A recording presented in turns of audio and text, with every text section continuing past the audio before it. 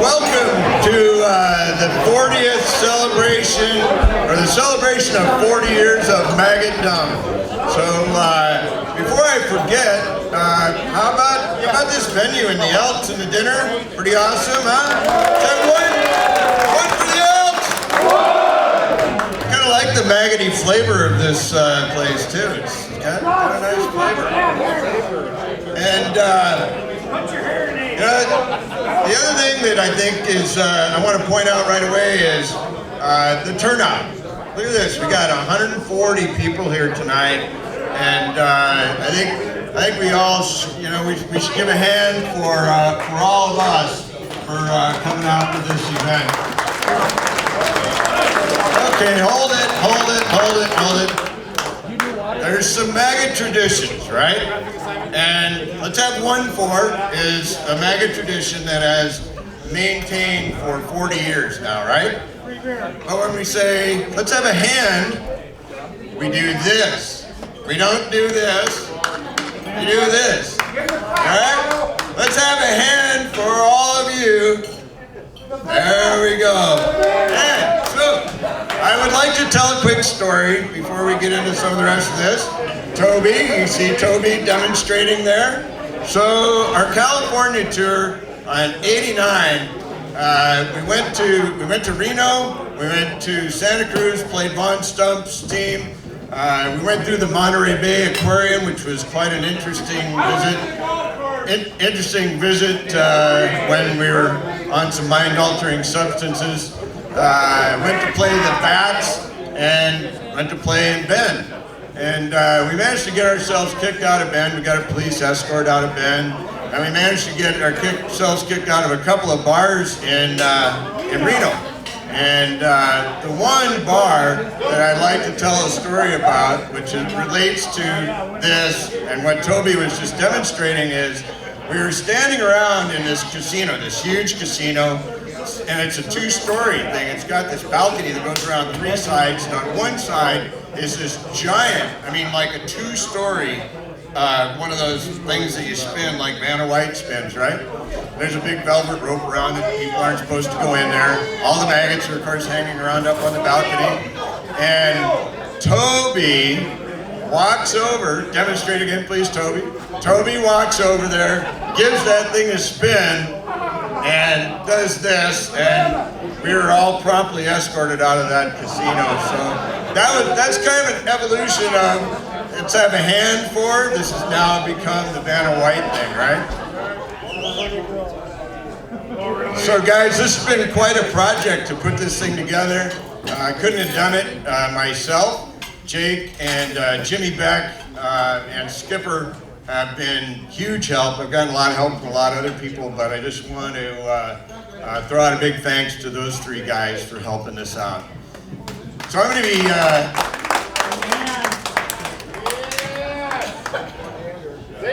be emceeing tonight. Hopefully you guys don't get sick of me, but I'm not going to be the only one up here, and I'm not going to be up here the whole time.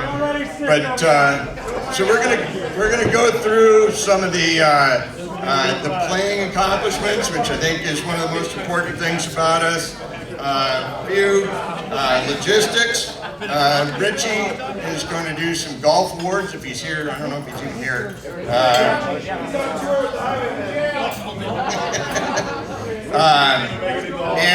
And then Skip and Jake and Billy and Torger are going to do a club retrospective representing the 4 decades of Maggotdom and those generations.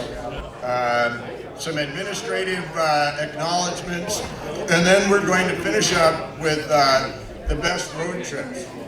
So a group of us has come up with the 6 best road trips of all time, and so what's going to happen is when we get to that part, anybody that was on the trip is going to come up here and tell the story of the road trip as a group, okay? So if you were on that trip, you need to start thinking about that story and how you're going to tell it. So the top 6 trips are the Calgary Banff Rams beer ticket trip in 1991, the 1983 Invermere trip, the 1987 Vancouver Island trip, the the 1995 California Stretch Bomb Tour, the 1997 Arizona Bus Tour, and the 2002 Texas Blues Brothers Tour. So we will get to that. We will get to that in a couple hours. Hopefully this thing hasn't turned into complete chaos by then. And then I want to say one more thing. Pay attention. We're going to finish up with 3 songs. I Don't Want to Join the Army, With My Hand on My Shoulder, and Nancy Reagan. So if you're feeling a little rusty about those songs, start thinking about them right now so you can all participate. So we do something pretty. Some of the things that we're going to do tonight are going to be sort of Maggot Formal-esque. And one of the things that we do at the Maggot Formal is have people stand up and stay standing for the year that they started playing. So what I'd like to do is have everybody that played for prior to the Maggots being formed in 1976 stand up, please.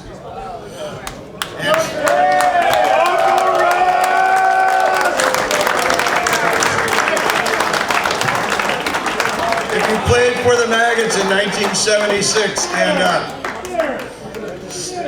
And stay standing. 77. 78. 79. 1980. 1981. 1982 right here. 1983. Yeah, Joel. 1984. Yeah, Scotty. 1985. There it is. Okay. 1986. There we go. 87. 88. There's George. 89. 90. Yeah. 91. 92. Wardo. Scooter. Hey. Jesters. Mama and Papa. All right. Hey. Missed you. All right. Or was I 93? 94.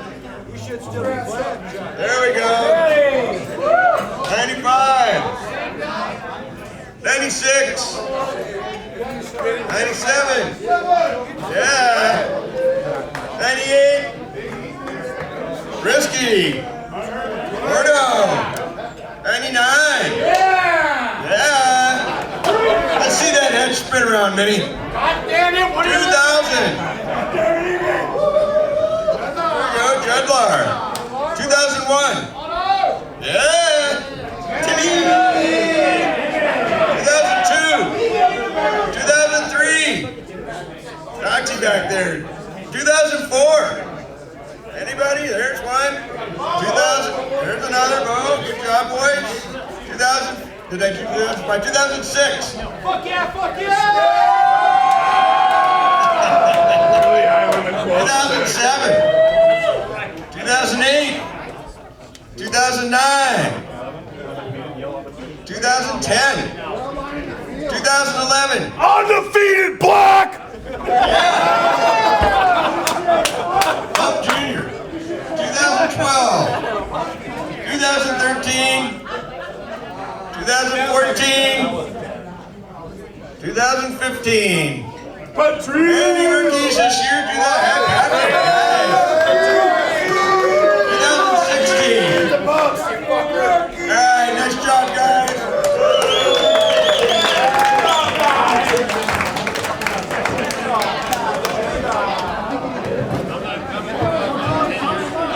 So, boys, I would say something that's really important to take into consideration and think about is the playing of the game. I know this whole social side is an important part of what we do, but we really do this because rugby is a great game, and it takes a lot of work. to play well, and you know, all of us that have been out there going to practices, making road trips, working out on the off nights, all that kind of thing, deserve a lot of credit. We all deserve a big pat on the back. This is not a night to be humble, by the way. It's okay to brag tonight. So, you know, we all deserve a lot of credit for that. And I would say, you know, point out one other thing. Unfortunately, we were unable to win state this past weekend. But the guys fought a really tough and gritty battle. It was a great weekend. I'm really proud of them for the work they put in, as I am of all the teams in the past. 23 Montana Rugby Union State Championships.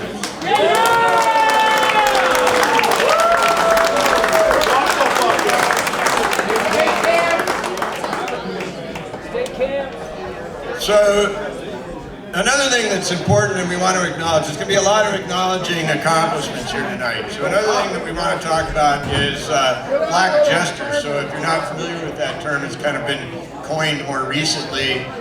It's guys that have played for the Jesters and then come over to the Maggots. Can I get everybody that has played for the Jesters and come over to the Maggots to stand up and give a wave? Your ass up, Carter! I don't even deserve it. And one of the things that has really made that a huge accomplishment is Skip's effort. So Skip, you want to come up here?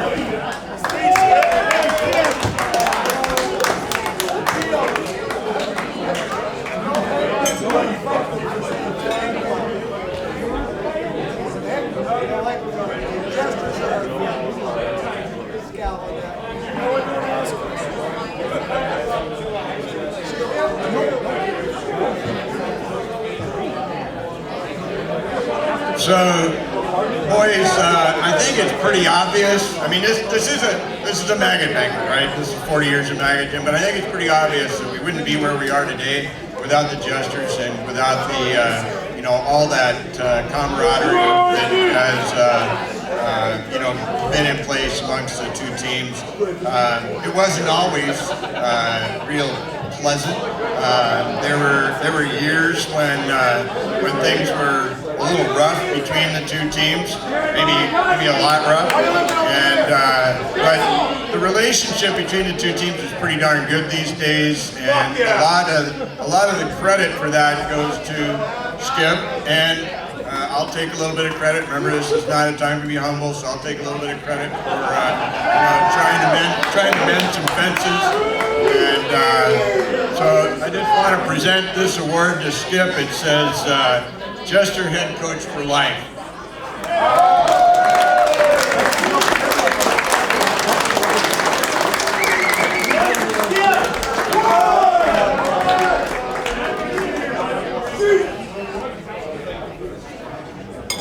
I'm not used to microphones, so I'm going to try to talk without one, and if I have to, I will go back. I want to just say something, sorry to interrupt, Skip. This is being videotaped, and for the sound to come through on the camera. Have to talk in the soft mic. So, sort of overwhelming. How did we wind up where we are? Lots of road trip stories which will be coming up. Go back to those thrilling days of yesteryear where we used to pile into cars without cell phones and still wind up in a spot to get to the game on time.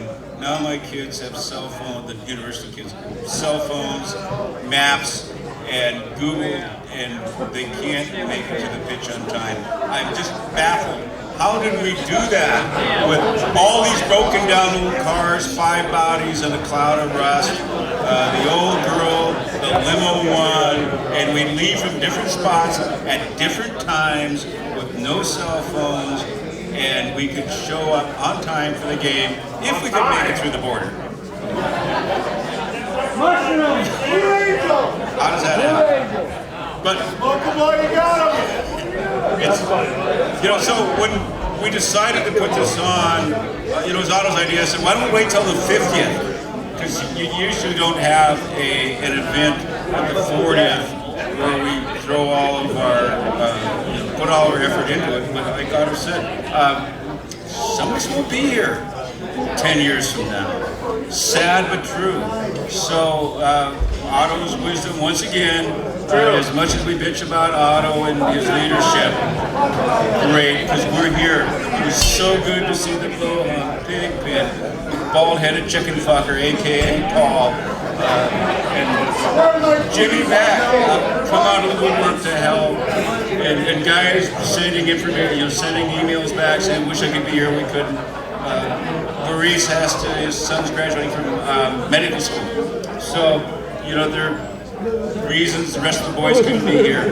But this is great. So, where do we go? I'm supposed to be up here talking about the first decade. And one of the things I was...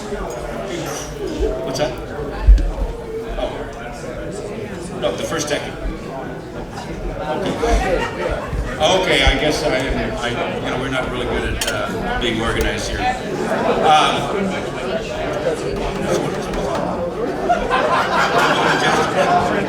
The jester. I can talk about the jester. All right, so What are you let me say this. about? 1994, I was my last A-side run with the Maggots. 95, I was B-side. Rex Thompson had come over a year earlier and watched the Jesters and the Maggots, and it was a horrible mismatch. We destroyed him, and Rex said, "You have to go put some stuff back in the game." And kicking and screaming, I went over and started coaching Jester. Vinny was there, Eduardo. We had a great team. Almost won state. Except for a bad call by the referee, I'm sure it was his fault. We would have been in the finals against. Always blame the ref. Yeah, I always blame the ref. But since then, it's been a great journey. What we have evolved. Two things has happened. There were a lot of games we got blown out by the Maggots, and each year we got better and better and better and better. Something's changed, and that was high school rugby. How many years were you there? I'm 22. This is my 22nd year. We've had some great runs. We have, in fact, a lot of, used to be called the Black Jesters. Now I call them the Golden Maggots. When they move over, they get a jersey, it's gold Maggot Rosetta. They get a polo jacket, a polo shirt with a golden Rosetta and the Jester logo on their sleeve because they have moved over. And they are now Golden Maggots, they're not Black Jesters. And those Golden Maggots have won a couple of state championships. And we're going to continue to be the feeder program. It's a cold day when the Jesters beat the Maggots, but we do it quite a bit now because high school rugby has put us in a spot to be successful. And we, believe it or not, I get a lot of kids coming with their dads to look at high school rugby or college rugby programs, and they have scholarship offers, and when they stop and see what we do, they stay, and I can't give them anything. And the other thing is we have landed an eagle. Everybody knows Martin Iosofo, who is a Jester and now a Maggot. He is, when in Vancouver, and my brother Psycho and I went and watched him play, he was voted the top 7 in the world at that tournament. Get that, University of Montana Jester, one of the best rugby players in the world. Get online and watch him play. And I will say, and I'll tell everybody this, I'm the first one to say it was all coaching. I taught Marty how to run a 4.5 40. I taught him how to jump 39 vertical inches and how to bench press 225 pounds 30 times. I'm done.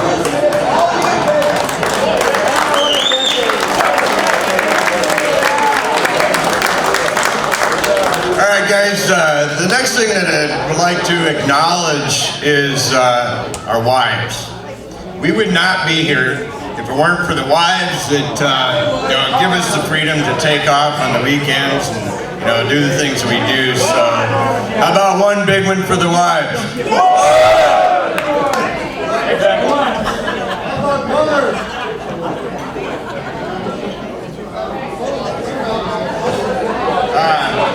Another thing that's really been important in Montana rugby the last 10 years or so is MIRA, the Montana Youth Rugby Association.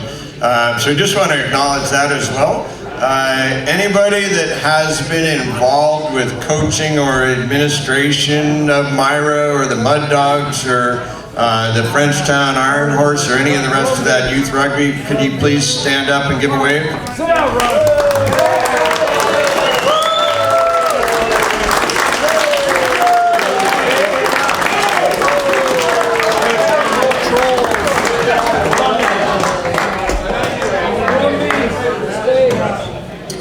All right, another acknowledgement is captains.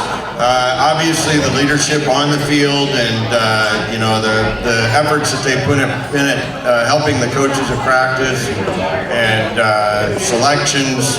Not a popular job. Captains are a very important part of the club. So everybody that has been a captain, not a vice captain, but a forward or a back captain for at least 1 year, stand up.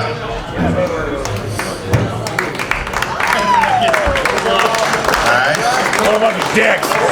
Anybody that's been a captain for 2 or more years, stay standing. Oh man, that was that quick. Alright. Anybody that's been a captain for 3 or more years, stay standing.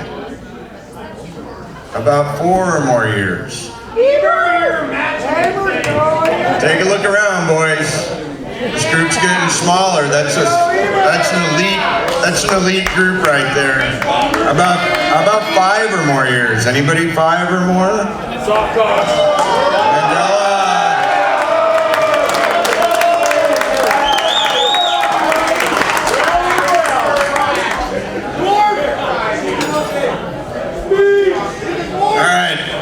Next one is coaches, head coach.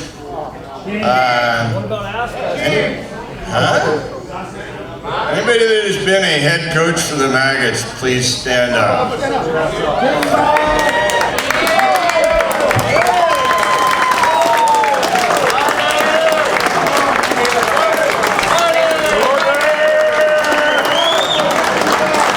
So you get the idea where this is going.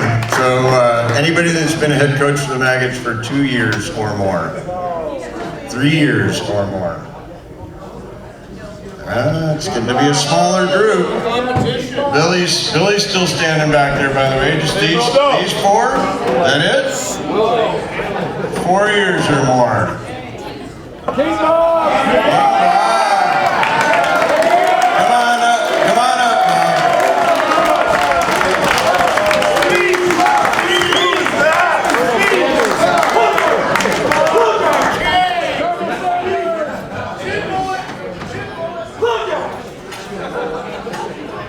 So the award, of course, says Coach King Bob on it. Alright, so I have to tell a story. And this is a story that not very many of you are going to remember probably. And it involves a song. Do not, if you remember this story, do not blurt out the name of the song. Okay? So Bob is, one of the things that made Bob a really good coach is his philosophy and his ability to understand and deal with a bunch of really difficult personalities. He was very, very good. I mean, he was good at a lot of things, right? He was a good rugby player, first of all. He was a good strategist on the field. He ran a really nice organized practice. He did a reasonable job at selections. But Bob sometimes, maybe just in this one instance, took the whole motivation thing a little too far. So, who remembers that Bob and saying, "What's the word?" What? Pride. Okay. So this is how this would go, right? We'd all be circled up before the game, and Bob is trying to inspire us, and he would say, "What's the word?" And we'd all have to yell back, "Pride!" And he'd say, "Not love, what's the word?" we all have to yell back, "Ride!" So we kind of got sick. We kind of got sick of that. All right, sorry. We kind of got sick of that, and we concocted this plan that we were going to say a different word. Don't blurt it out. We were going to say a different word, and so we're all in this huddle, and Bob yells out, "What's the word?" And we all just were quiet. Bob's veins on his head and just popping out, and he's like looking around the huddle and like, why aren't people saying it? And he just starts getting madder and saying, "What's the word?" And we all were supposed to say this other word, and we couldn't do it. Nobody had the balls to do it. Finally, after about 3 or 4 times of Bob doing this, somebody said, "Right." I just made him madder and yelled it out a couple more times until we really were blurting it out. We all went sheepishly on our way and played the game. And I don't think Bob's ever heard this story. So what I want to do here tonight is we're going to do What's the Word, and then we're going to sing that song, all right? What's the word? Bird, bird, bird. Bird is the word. Bird, bird, bird. Bird is the word. Bird, bird, bird. Bird is the word. Bird, bird, bird. Bird is the word. Everybody, bird is the word. Bird, bird, bird. Bird is the word. Everybody, up out of your seats. Bird, bird, bird.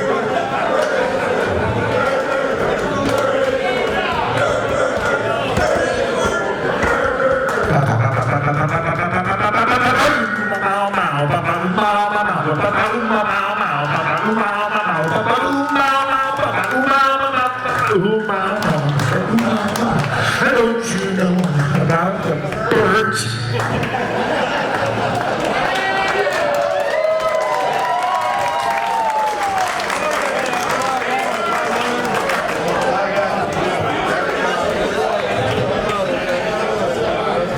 Well, ruggers, lady ruggers, you know, I don't really remember much of that.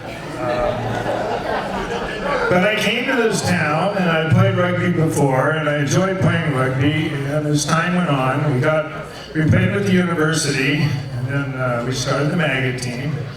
And I had started a team before back in Iowa that didn't make it more than 1 year. And thank God the Maggots made it for quite a few years. So I was just happy to be able to be elected coach for that duration. I always enjoyed it. And as far as selections, we had grass pickers, and if things didn't go right, I just blamed it on grass pickers. You guys remember what the grass pickers are? Oh, okay. So we would, and when we would go into state championships back in the old days, we wouldn't always put all the top players in, even in the championship game. We would, yeah, that's old ways. That was my ways, and I got my butt kicked a few times by our own players, you know, if we lost. But, you know, we usually put in players that, you know, deserve to play in a championship game sometime, and we felt like we had this domain, and we could win, and most of the time we did. Every once in a while we didn't, so we paid for it, but in the long run, I think that was well worthwhile. So to all you guys that are out there, I love you all, and thank you.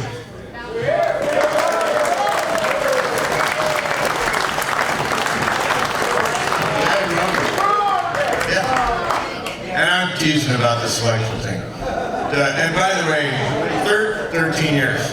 13.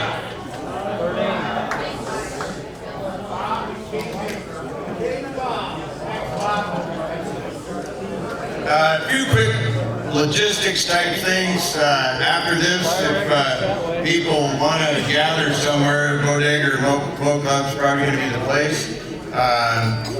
T-shirts, the t-shirts that you ordered will be available at the tent at the fields Saturday and Sunday. Saturday probably not until about noon or something like that. So just go see Venus or Mom and Pop.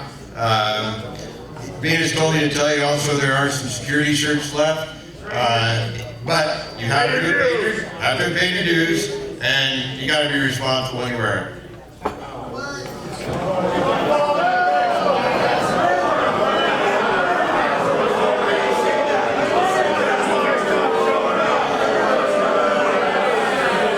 Just say maybe.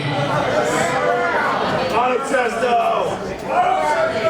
Dewey. I wanted to just update you. Some of you people are not around and maybe don't hear about things that happen in the sort of inner workings of the club.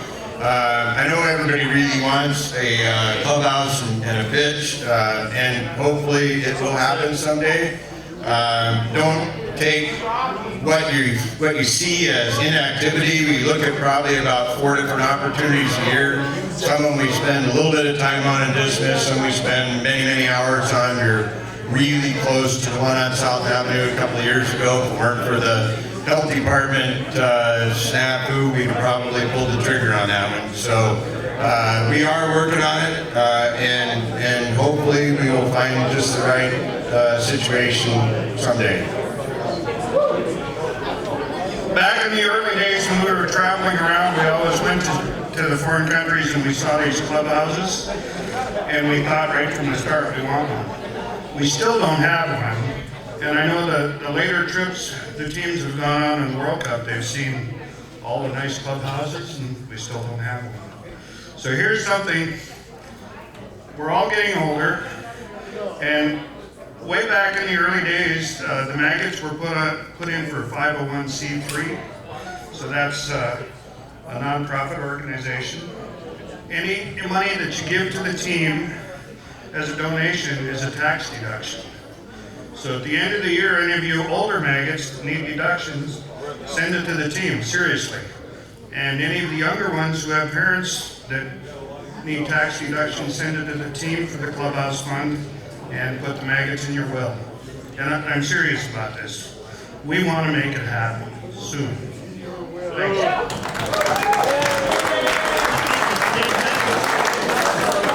One other quick note. It's been a kind of a nice side benefit of doing this thing has been to try to document the club history, or in the case of Skip, recreate the club history. As you're looking at these write-ups on the table here, they're sort of there for our viewing pleasure, but they're also there to sort of cross-check for accuracy. If something is wrong on there, or you think something's wrong on there, write in a correction and put your name beside it so we can track you down and try and verify that. Verification class. Another acknowledgement is our sponsors. In the early days when I joined the club, we had already developed a relationship with Earl's Distributing, and we're getting a modest sponsorship out of them. When I got involved in the administration, I and some of the other guys were able to get that steadily bumped up, and about 10 years ago, we would periodically put this out to bid. About 10 years ago, we got Zips. Zips came in with the most competitive bid, and we've been with Zips since then. We are the #2 sponsored sports organization in Missoula after the Grizz.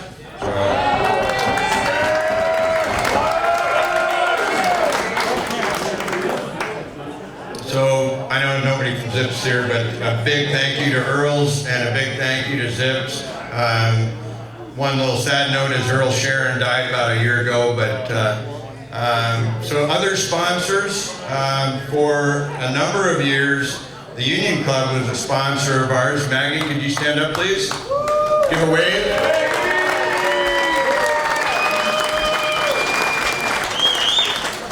Maggie has been a great supporter of the Maggots over the years, and of course is married to Brisky, and she, a couple other little details that are important is you got these made, 3 of these. You'll see one in Bodega, as well as this one. And the other thing that I'd like to point out that is really a cool thing that Maggie does for the club is the most awesome Bloody Marys on Sunday of Maggotfest.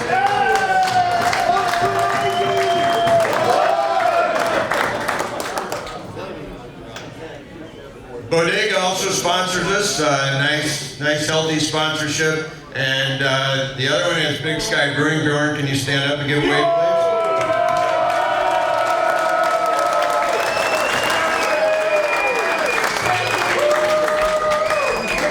So the relationship we have with Bjorn and Big Sky Brewing is a nice sum of money plus all the beer basically we can drink all season long. And so we are drinking tonight courtesy of Bjorn. Thank you very much, Bjorn.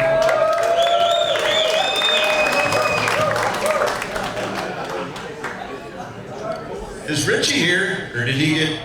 Was he one of the drunk guys that got kicked out? Him and Anders are fighting outside.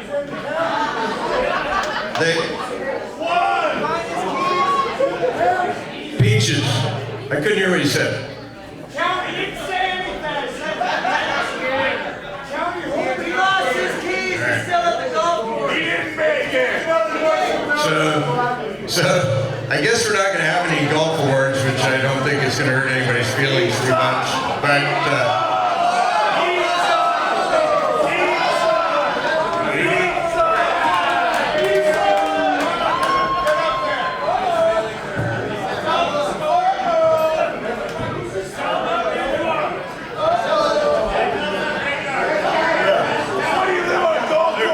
There was a golf tournament today.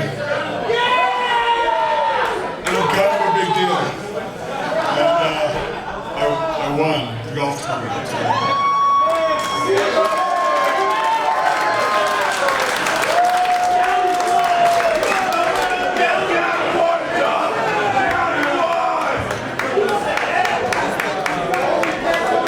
Skip.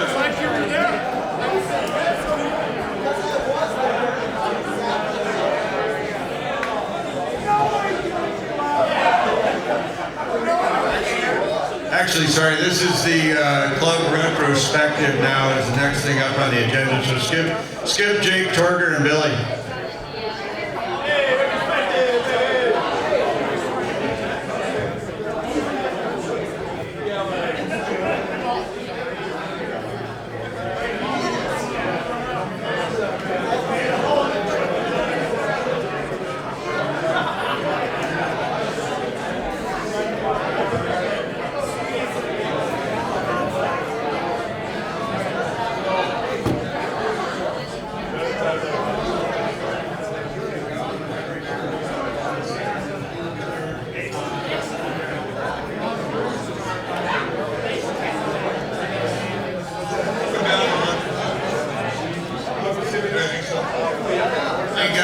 Hey guys, the bald-headed chickenbucker here with the top hat has lost his keys, which probably is a good thing.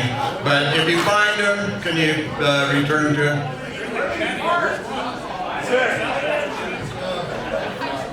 I'd just like to say that I don't like bald-headed chickens.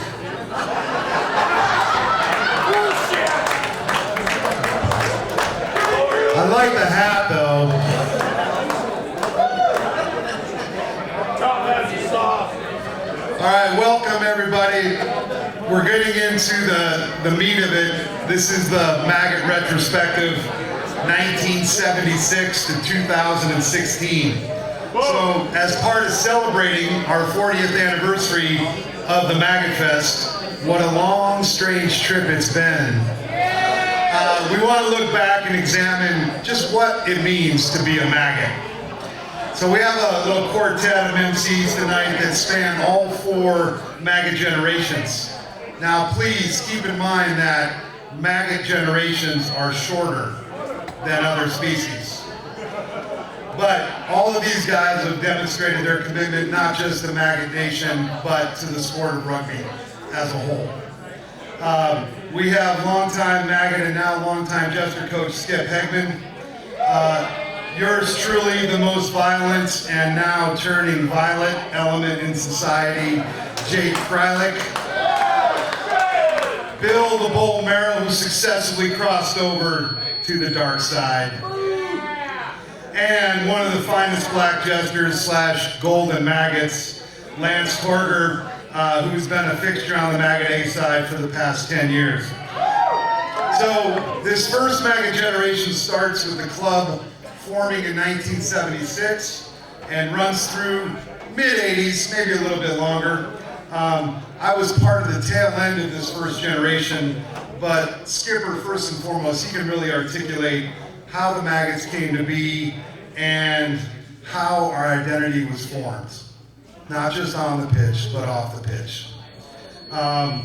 The second generation starts, as I said, in the late 80s, runs through the 90s. I'm going to cover that. Goes basically up to the new millennium, Y2K, Black. So this is my generation I played with and certainly enjoyed some of the finer things in lives with. Third Maggot generation begins in the early 2000s, runs up until about the end of the decade. This was the post-Kazi years. Club was in transition, still real competitive on and off the field, but lots of changing faces. And then our young flies who played Hawke's Bay last night and did a very fine job, I might add, they started to play together during this generation.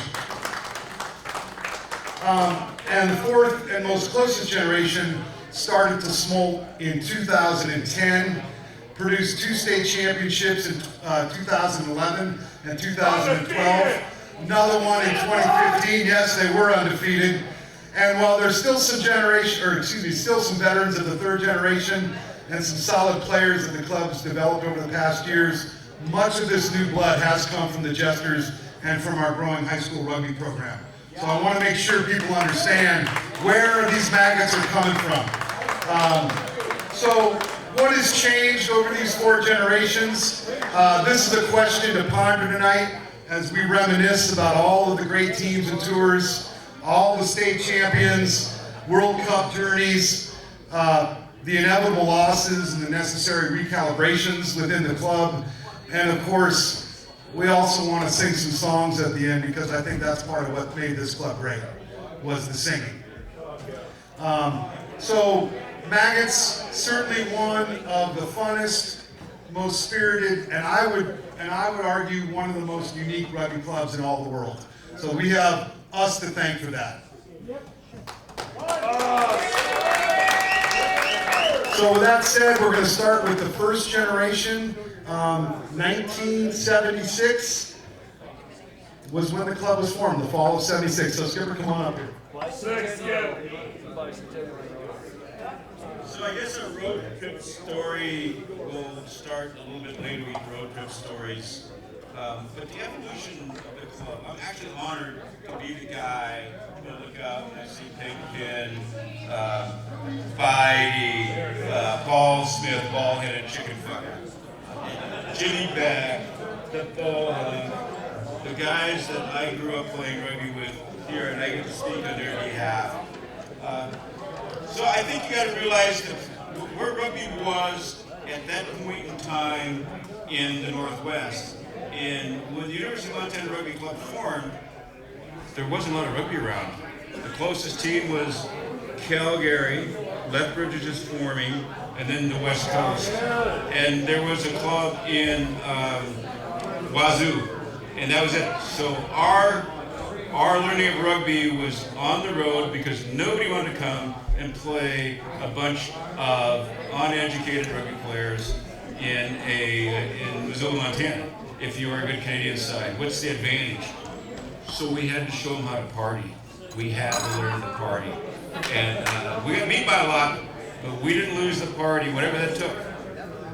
And if you look on that back shelf there, I have one of the original songbooks that we used to use to learn how to sing, because singing was a big part. To this day, Maggots are probably the last bastion of social rugby in the United States. Nobody sings like we do. And that was one of the things that Pigpen, Dewey, Bitey, all of us worked on. Bobby Page were great. They had numerous verses. And we had a songbook that we ordered from England. Again, this is back before the era of the internet. So the world of rugby was pretty quiet in Montana. The only rugby we could get is what we could learn from somebody else. And also back there is a 1977 law book that we used to pass around and teach ourselves how to play the game in the context of the laws. But the thing that we learned is we learned to love the game because we were great friends. When we melded into this organization, this weird thing called rugby, we found a different world, and we lived that world night and day, and our wives and girlfriends, if they stayed with us, suffered for that because it was Saturday was a rugby day, Friday you're getting in a car, you're driving someplace for a long ways. I recall a time was for Gosi, I think it was Pigpen, Giorgio, Janice packed in the back of the limo station wagon because there wasn't enough room, she had to sleep with the luggage, and we couldn't get to the border, so we slept in the ditch. And that was before we could buy motel rooms. Get that. Now we travel in style. We have a bus and motel rooms. Back then, you slept in the ditch. There's no money. Or you slept under newspapers, as we did in Torquay's car once, and we couldn't go over Lookout Pass because it was too slippery and his tires were bald. He kept sliding backwards. So we went back to Wallace, stole a paper machine, broke it open, not for the money, for the newspapers, used as blankets while we slept. 6 in that car and slept warm. Yeah. So those were the embryonic days of the Maggots. And I could never envision when we started this club, the Maggots where we are today, that we would be in this position. It was not, I don't think it was some sense of longevity. It was some sense, we're going to live for the moment. Every moment while we can, we're going to learn to play rugby and have fun. One of the earlier Maggot games in Lethbridge, my front row got crushed by a set of very good Canadian props. So, you know what our front row did? They asked them to show them how to be better rugby players. They packed down time and time again in the bar with that other side over beers, and they took notes. Pigpen was a student of the game, Dewey, Bitey, they'd be packing down in grain fields and go by. There are the forwards out there trying to figure out how to win. And we did. Not only did we win, because rugby's a journey. We didn't win so much in the pitch. I was going through Maggot News. There's very little talk about, in the Maggot News, who all got Maggot News? Somebody knows what Maggot News is? So you knew where it was before the advent of the internet. Go look. We had a newsletter. It was very spotty, and it cost $6 a month. Your Maggot Dues cost you $20 a month, and you got jerseys. You got a jersey, socks, and shorts for $20 a month. And if we liked you, you could get Maggot News. But Maggot News was how we kept ourselves in the loop. And it was this very spotty bunch of editors and writers. In fact, I just want to ask, who is all an editor of Maggot News? Stand up.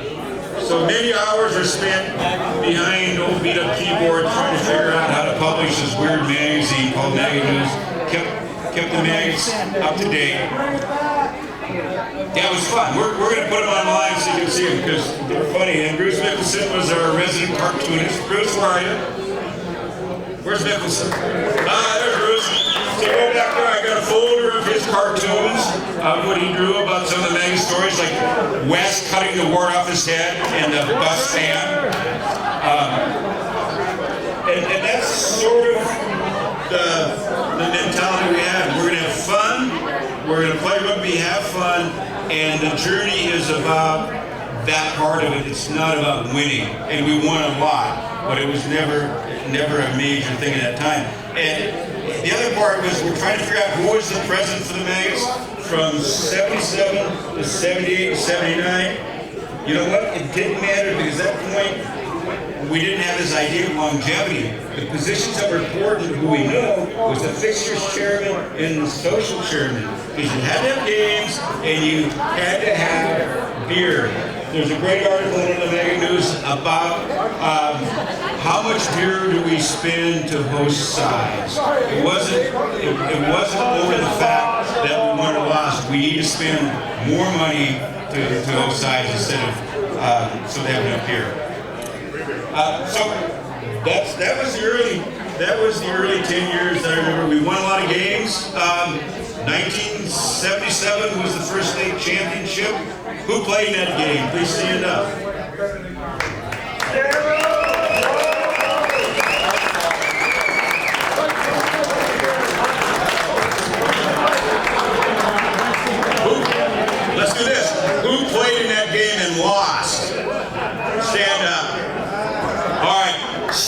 the interesting part, in 1977, the Maggots and the Jesters hadn't formally divorced. Some of us were AC/DC, and we had to make a decision which side we're going to play for. I chose to play for the university, as some of the other guys that raised. We lost 6-3. Who scored the most points in that game? Please stand up.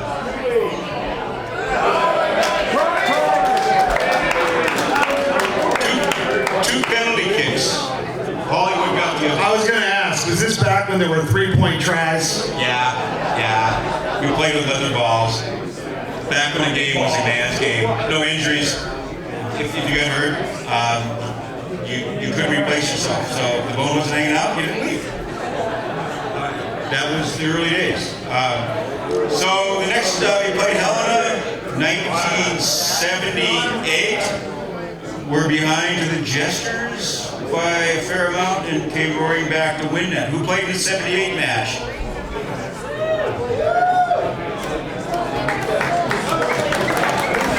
'79 was the year we determined that God was a maggot. We played in Bozeman.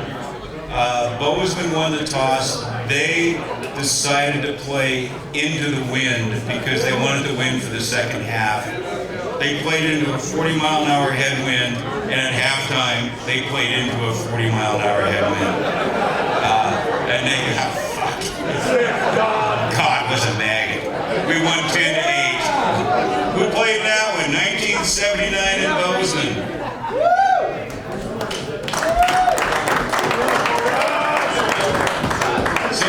First big fest too. The first Maggotfest was 1976, and does anybody remember where that was held? No, my place. It was my place. The Leshuap Tire. Very small. It was mainly Montana teams, and the Calgary Hornets came down. In 1978, after New Zealand, we had another small fest, and we only had one side that was from out of state, and that was from Pocatello. Do you know where we had that fest party? Anybody remember? Your place. Basement of the Florence Hotel. Dan Tavish took his motorcycle down on his bachelor party and rode it around his Harley. Anybody remember that one? So 79 was the big fest, the mega fest that we decided based on Obi's analysis that we need to move it to a higher level. And so again, back before the internet, and most of us were unemployed at that time. We would ski in the winter and work for the Forest Service or other summer jobs. But because there was no penalty for employers to allow employees that are on unemployment, we're all on the governor's ski team because we got free money from the state. So we would ski in the winter. What's your paycheck, Flash? Sit down at the turf bar and plan the Maggotfest. And unfortunately, one of our fest fixtures chairman, Morty, who's not with us anymore, he's passed away 4 or 5 years ago. He sort of overindulged and lost all the correspondence about who was going to show up. We had no idea. And when the team started showing up, Jimmy looked at me and says, "We're fucked. We have no capacity." So Jimmy and I had to read that 1977 law book, learn how to referee, and go out, because we also forgot to invite referees. But we did it. We pulled it off. It was a fest to die for, at least in our mind. A couple things we learned is you don't have a bunch of guys in a bar without a lot of women, because they get really bored and they start throwing scrum halves around naked on the floor at the Lowell Community Center, and they dump beer all over the floor outside this place, and they start throwing them back and forth. And they get so good they'd go out in the street on the edge of the highway and run in and let them go. And those guys, on their backs, naked, cock and ball flopping, would go off into the crowd and disappear like an errant rock on a curling game. And yet, it worked. At the end of the day, we had to clean up. At 4 in the morning, we squeegeed all of the beer into the ducts on the floor. And we didn't go back there. The highlight, though, was, again, Jimmy Beck figured out how to put the Maggotfest logo into the heart of the flag the Canadians brought and hung on the wall. Squarely in the middle of the maple leaf was Maggotfest, and they went berserk. They had no idea how that happened. He managed to sneak the flag down, get Stevenson, because they were making on-site t-shirt printings, Maggotfest, and hung it back up. They went crazy. So the next fest was in the basement of the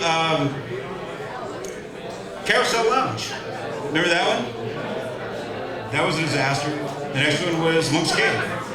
And then finally, Tom France had this idea. Oh, we had 3 epic H.O. Bell Maggotfest parties, which were crazy.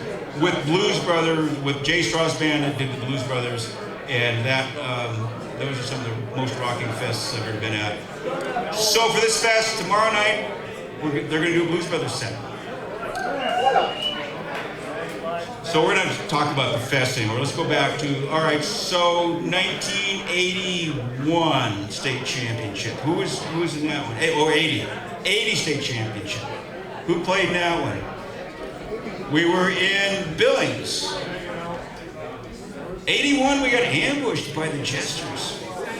Then the University of Montana. Yeah, who was the University of Montana boys that played on that? Stand up. That was a hell of an upset.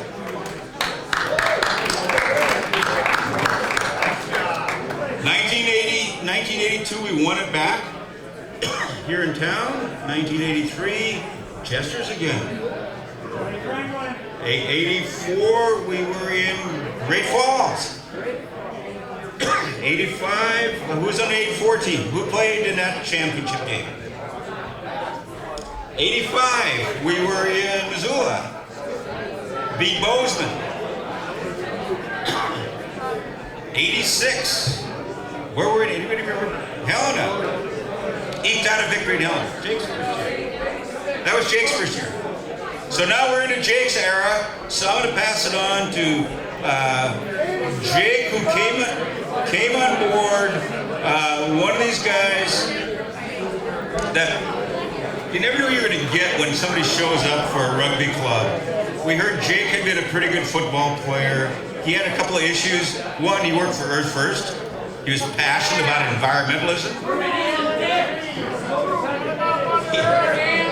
He had a very different perspective about rugby, and he was a hell of a rugby player. We put him at wing, and then he worked his way into about every position on the field. And he was a leader. He still is a leader. And it's one of the things that makes the Maggots who they are is people that play also contribute. So Jake. Hold on, Skip! I want you to do it down and one! Down and one, Skip! Have a beer! We're requesting a down and one. Down and one, down and one, down and one, down and one, down and one, down and one. Nice job. Let's start picking those cups up a little faster, folks. Oh, don't you worry.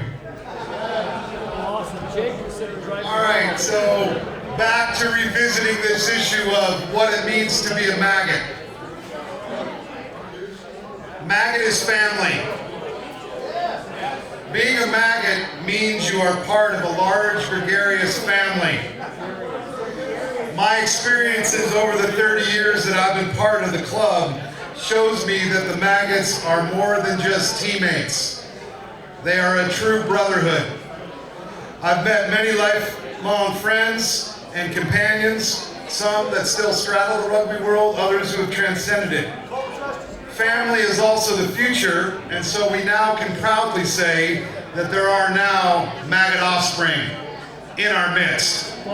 In fact, we have the sons of Maggots that are now putting on that black jersey. So Connor, stand up.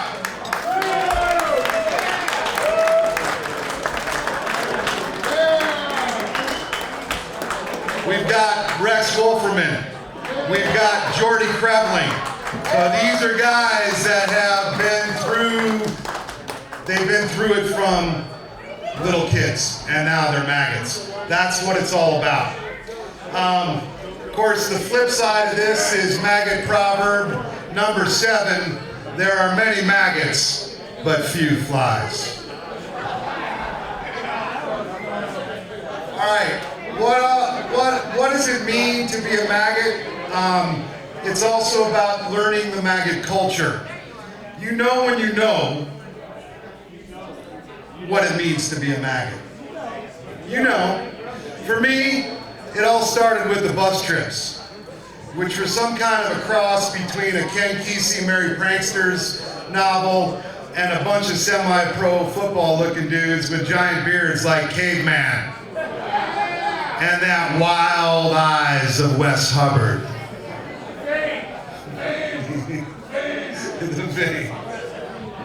When I started back in the fall of '85, it didn't take me long to figure out that there was a pecking order on the bus.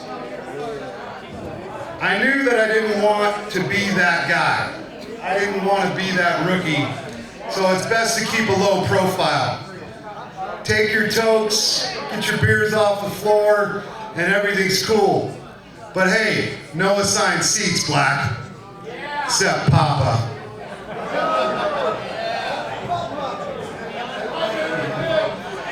I mean, really, when I started, there weren't all these bus rules. You know, no glass on the bus, that's obvious. So it was a little more anarchic. Some might say lawless. But I do remember that the first bus was very dangerous. There was no pit that Emer built. A bunch of shitty couches in the back. So when you went down hard. No hard luggage either, Black. Many a maggot has been hurt worse on the bus than anything that you received on the field. And that's a fact. Ah yes, to live and come close to dying on the maggot bus. Mr. B, could you cut the lights, please? Except that we're in a tunnel in Zion National Park on our way down to Arizona in '97. Who was there? One of the first Survivor tours. I mean, it would literally take a 10-volume set of books to record all of the annex, all of the stories, all of the weekend and tour recaps, state championship trips, river trips, bachelor parties, maggot opens. You get the picture. A lot of our history is represented on those buses. It's a lot of it's there. A lot of fun was had on those buses, though certainly many brain cells were lost along the way. Yeah, you gotta put up with your bus grunge, but just makes you stronger, right? Bus grunge ain't shit, Black. Fuck you! Where would we be without our hitchhikers? Come on, number 1. Down in 1, number 1. And of course, there's very few of those hitchhikers that ever put the boots on. But that did happen. That did happen. Of course, I believe this is one of Sonny's euphemisms. The maggot bus is like a head of acid. You always keep it in the corner of your eye. Don't be last, Black.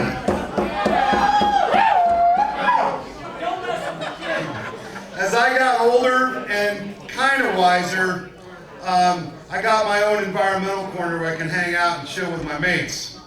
However, starting in the 90s, the bus culture evolved into an elevated rowdiness that made even the short trips hazardous. This was the era of the original Lar brothers. Sorry that they're not with us tonight, but let's have one for Kevlar and Bradlar. The Baggots. One for the Baggots. Toby and Emer. Gino and Georgie. Mom and Papa. with a baby on the way.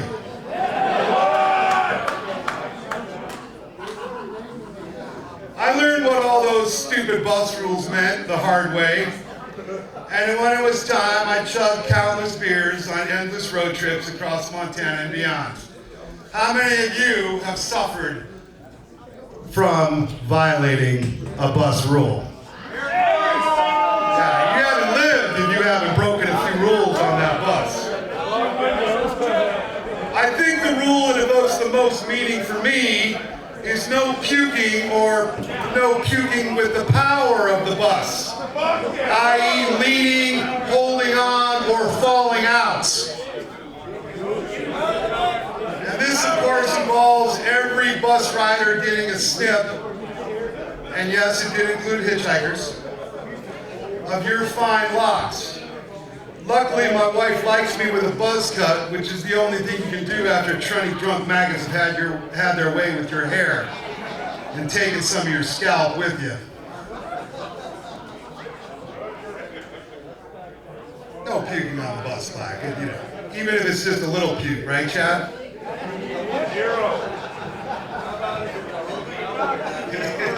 We're a cowboy hat and Aussie, yeah. There is no argument that the Maggot Bucks is a direct extension of our club, and one that requires a certain commitment, to wit, to play rugby, to have fun, and to survive the Maggot Bus. It can be your sanctuary and your shelter from the storm, but it can be also your nightmare, and not just the sweetheart's driving and he's playing bowling for maggot drunks. It's full of pit brawls and pit toys, kangaroo courts and oh hell, and most importantly, a lot of kinship shared with many guys over many years.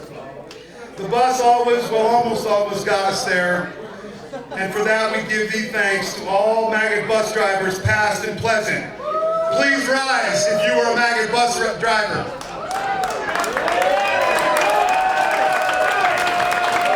These are the true heroes that got your ass home safe and sound.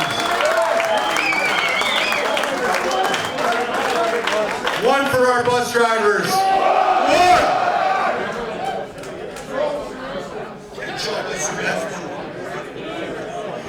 Hey, that's a story we need to hear.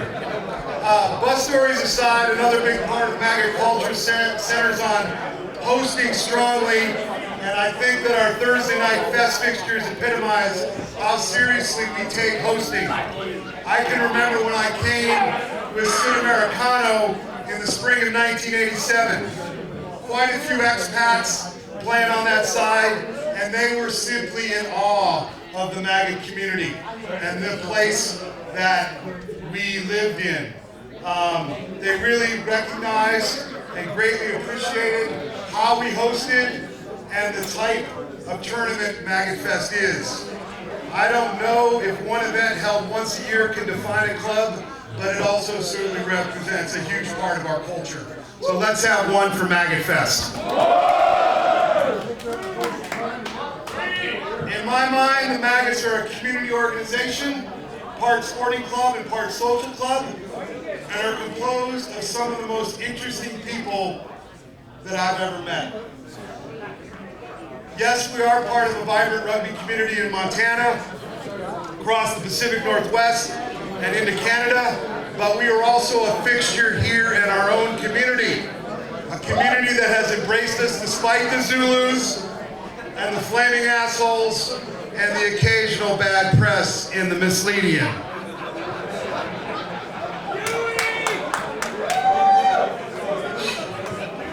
Some may argue that the club may not have flourished if it weren't for Missoula's anti-establishment, counterculture leanings. I'll leave it up to you to determine if the town made the maggots or the maggots made the town. But, however you would analyze it, the maggots and Missoula are now synonymous. So let's have one for Missoula. Merry, Merry Missoula. The maggots are different, and we've deliberately branded ourselves that way. We're not ashamed to be maggots, and so the Missoula All-Maggots can stand proud as a true icon in the rugby world. In this larger rugby world, being a Maggot gets you a lot of thumbs up and plenty of hot chicks, right, Black? Maggot proverb number 8. Try by day, score by night. Of course, Maggot attire, i.e. your formal wear and your wardrobe, you know, every Maggot's got a wardrobe in this shit, is large and it takes up a lot of space. Some of it hasn't been worn in a decade or so, but you hold on to it anyways, thinking that someday it's gonna come in handy.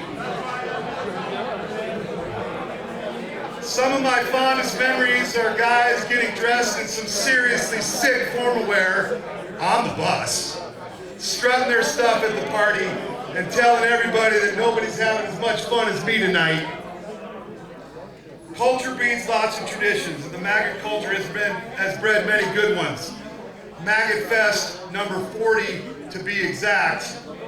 But we're talking about bus trips and bus tours, fly tours and Rugby World Cup tours, Maggot social events like the Formal, the Maggot Open, the Picnic, strong leadership and organizational stability, community service, and ongoing outreach and marketing through merchandise, media, website, Facebook, you name it, we got it. It ain't like the old days, Skip, when you stood around reading your Maggot news. We've gone electronic, Black. So, last thing I want to say is I want to talk just about some of the teams I played with. I was trying to do the mental math in my head of how many games I've played for the club. And again, this is not exact, but my estimate is I've played over 300 games for the Maggots. 300 games. And with all those games, putting that jersey on, every time it's special. Every time you put that jersey on, it's special. Now, I played on a lot of really good teams, a few great ones, and a few ones that were competitive, but you know, not as good as what the rest of the union was. So, let's talk about some of this. 84 to 88, the only Maggot 5-peat, 5 state championships in a row. I played on the 86 and the 88 state champions, but that was quite a run. No other Maggot era have we had 5 straight. Yeah, that was good. That was good. Of course, got to say something about 89 and the state camps when Sonny Bob jinxed us in Butte. We lost 6-4 to end the run. Again, left quite a few points on the field. That was a winnable game. But Sonny had wrote on the bus, state camps. He forgot the H.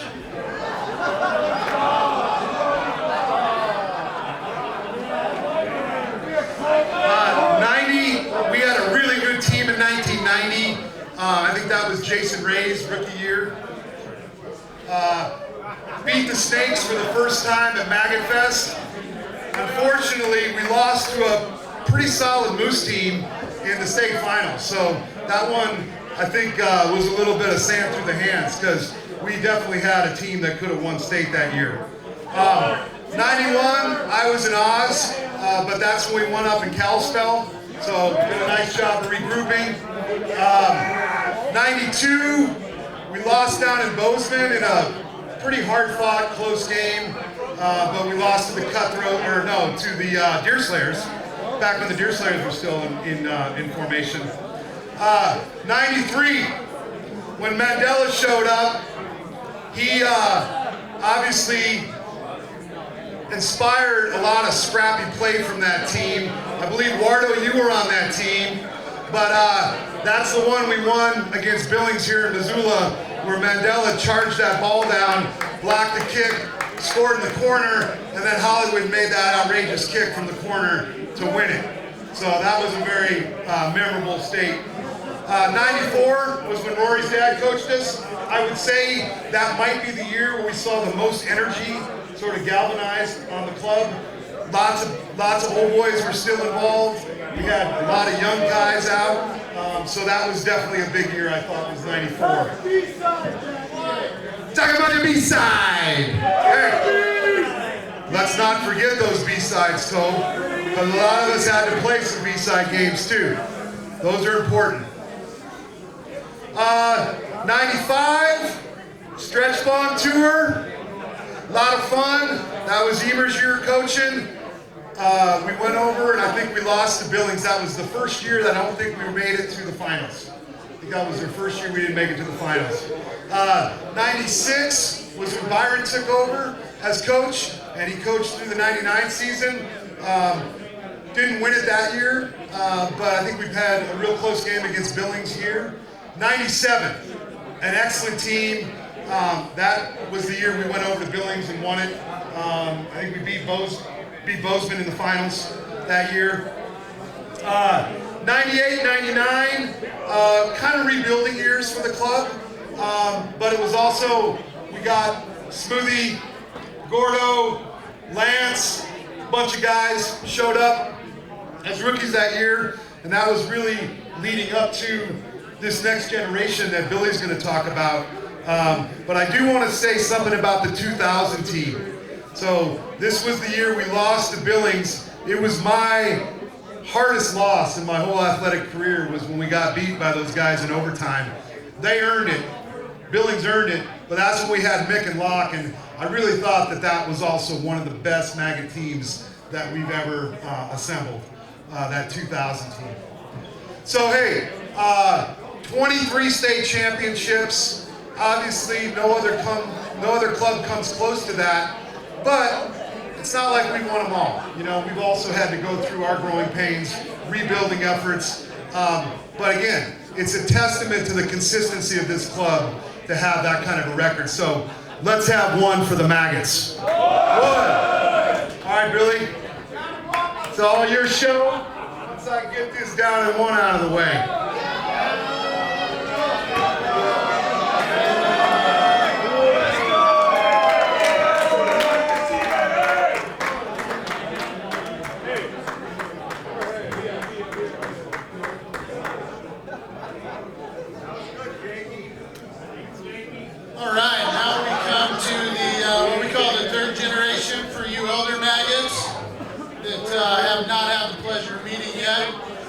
I'm Bill the Bull. It's a dirty nickname that has stuck for 17 years now. It's on my bowling shirt, as you can see. Hey, Brody, get the fuck up here and fix this.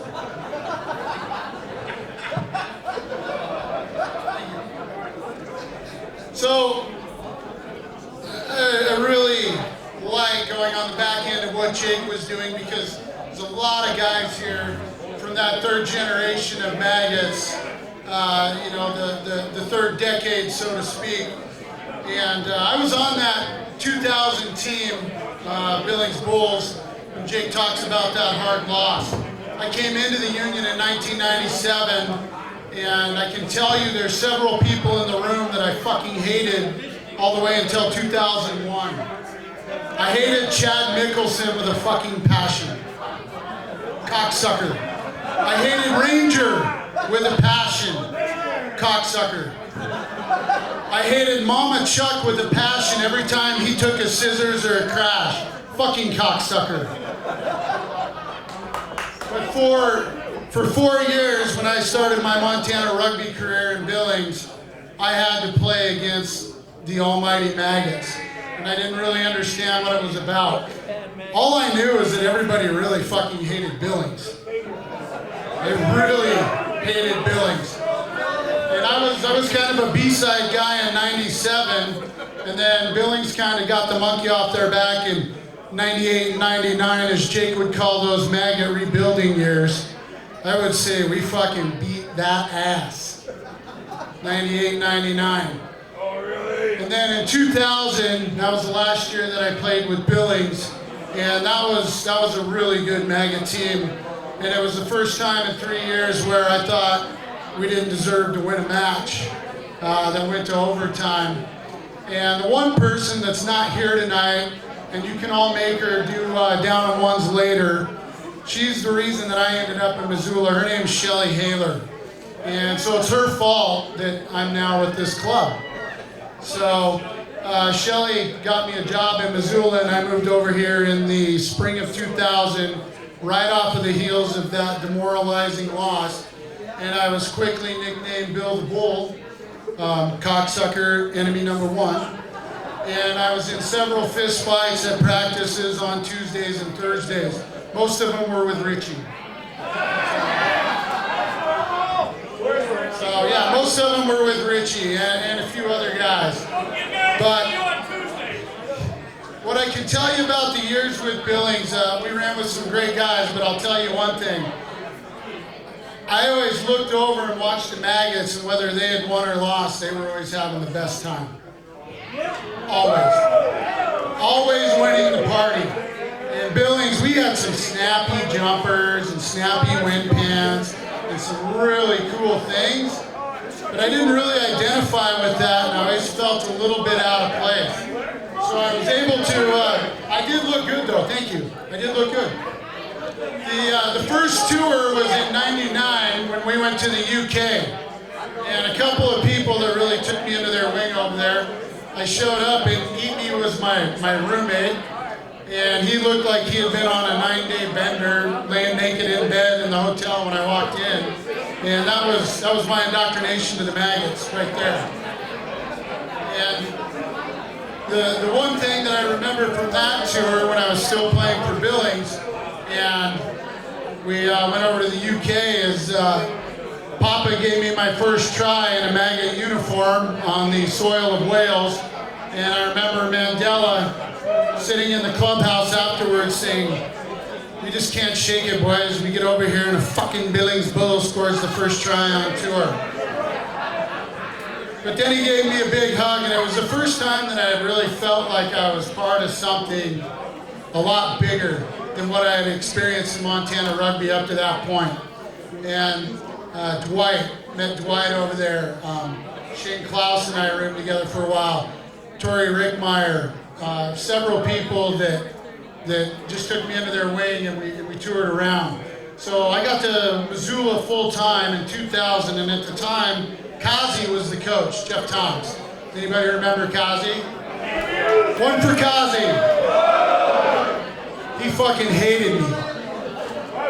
He fucking hated me because we had won 3 state championships in a row with Billy, and got over here, and in the spring of 2001, the Maggots magically stopped Billings and Bozeman when Timmy came over from Australia. Timmy, stand up real quick.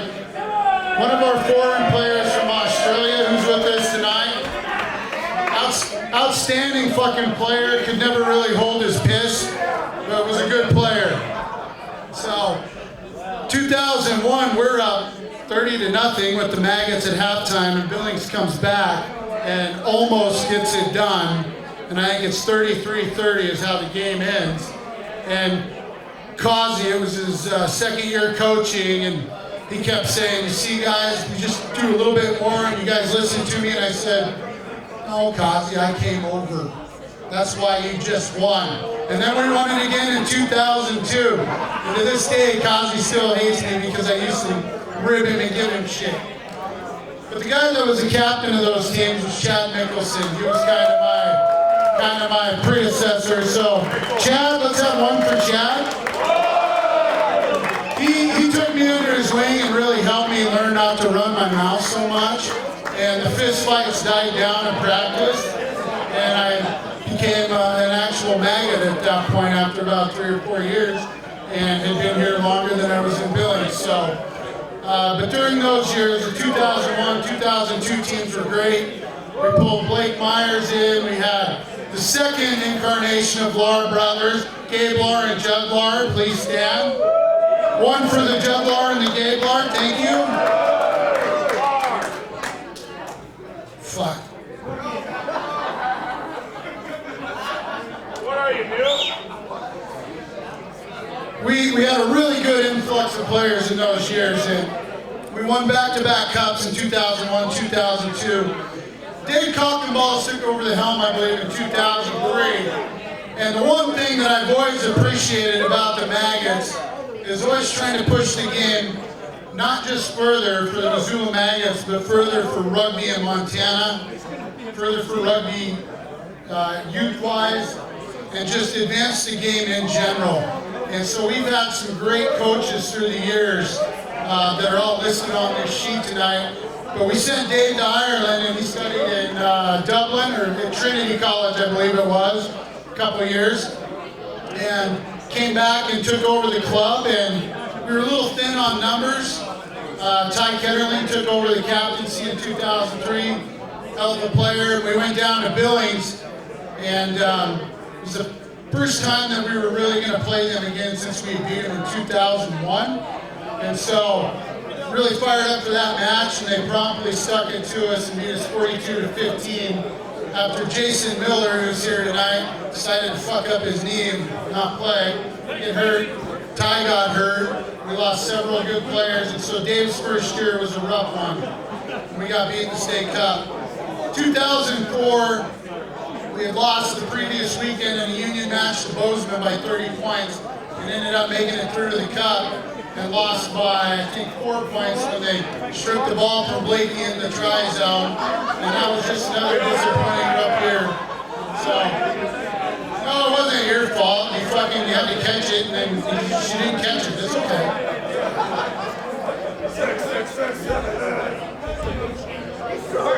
But the important point to this, the lead up to this is after Chad took a different job and moved on with his career, I took over the captaincy full time in 2004. And really at the end of 2004, when we pushed Bozeman to the brink, we had an influx of guys like Kurt Shields, Matty Clark, Brent Myers, who's a former All-Big Sky linebacker for the University of Montana. Andy Snowden came back from Bozeman and decided to play with us. We had an influx of players, and I like to call that kind of the lightning in the bottle era of that third generation. And we were the one team that probably should have won 5 in a row behind the old Maggots of the 80s, and it was always a goal. And unfortunately, we fell a little bit short, but we reeled off 4 state championships, 2005, 6, 7, and 8, and it wasn't even close. It wasn't even close. Bo Pallister, you came over in 5 or 6 or 7.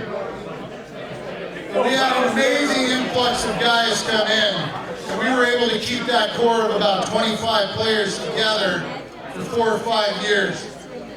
And it's the first, last, and only time that we've ever seen the Maggots receive a lot of national attention for something other than flaming assholes, bus wrecks, Zulus, beer slides. At one point in 2006, 2007, Golf on Rugby and Rugby Magazine had us rated in the top 25 in the country for Division I rugby at number 20. And we had earned that ranking by traveling outside, beating the shit out of teams in Seattle, Canada, Salt Lake City, and Haggis, going to Georgia and playing some really good teams down there. So it was really the first time in my rugby career that we had raised our level of play as such and had that group of players, like the Myers brothers and some of the other guys, where we were rated 20th in the country. Jay talks about that disappointing loss in 2000, and I remember getting ready to take a restart on the sideline in Helena, and the Maggot bus is right there. There's probably 50 people on top of the Maggot bus. And we're taking a restart, and they started throwing Skittles and ice at us, getting us in the back of the head. Wives and girlfriends. And I remember I was like, God, these guys hate to lose, you know? And we went on to win that game in overtime, and Jake told you that was a demoralizing defeat. In 2009, we had probably, arguably, one of the best teams I've ever set foot on. You had a chance, for those of you that were there last night, to see some of those guys come back and play together.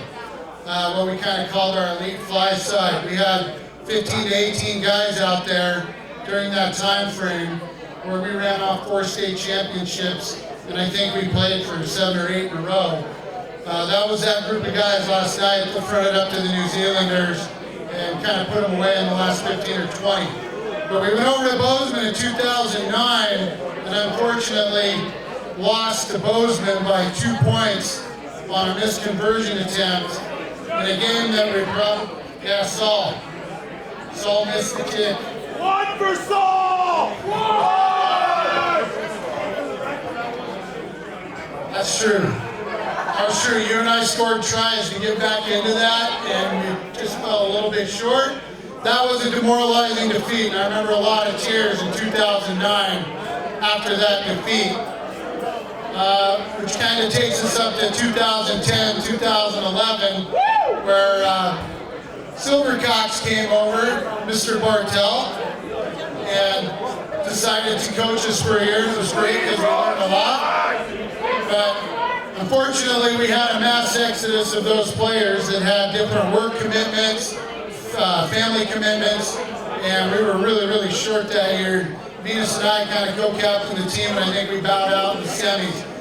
But like I said, I really appreciated the fact that the Maggots always had great coaching and guys that had played abroad, went to coaching clinics and schools. They brought in foreign coaches, and that's really helped the level of rugby, not just in Montana, but in the United States in general. As you can see now, we've had several Maggots go through into the Eagle Pool now.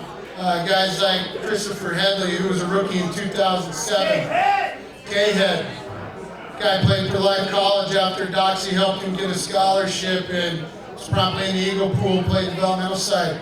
Martin Yosefo, Skip, and those guys brought into the University of Montana, played for the Maggots last season. He's going to the Olympics, and he still loves to talk about Maggotfest and playing Montana in rugby. But that's the kind of level that Montana rugby has become because of the coaching, because of the commitment of the Maggots, the older Maggots that are in this room today. The guys that come from fucking South Africa and Australia to do a 40th anniversary. That's pretty impressive. So that kind of brings us up to this fourth generation in 2011 forward for the last 5 or 6 years that Torger's going to talk about. But I just want to say thank you, and a heartfelt thank you. I'm always going to be stuck with Billings Bill the Bull. But it's been a Maggot for 17 years with the rosette over the heart. So at some point, maybe they'll cut me a little bit of slack. So.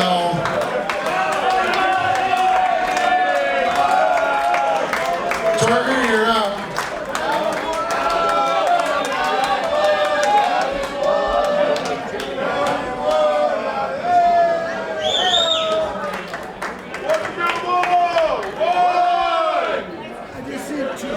Walking down the street. Hey girls, you guys going to the Maggotfest? Alright, thanks Bill. For those of you guys that don't know me, my name's Torger. Currently as of the 2016 season right now, I've been coaching the Maggots my first year.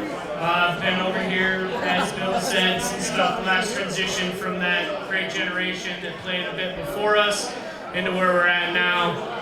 So I guess I get the pleasure of just kind of explaining a little bit more about the current team and where we're at right now as we stand. I'll be a lot shorter than the rest of these guys, obviously, because what I want everybody in here understanding is that the history is being made right now, and we're trying to carry that torch forward. And everyone in this room, we just want a big shout out to, we hope you see you at the next couple games and get yourselves out and give us your support. Because those guys that are playing now, the reason why we're here is because of everyone in this room has paved that way forward. And so from us and the current guys that are playing right now, most of who are over at the bodega running the current Maggotfest, I want to say thanks first and foremost. So thank you guys to you guys in this room. Thank you.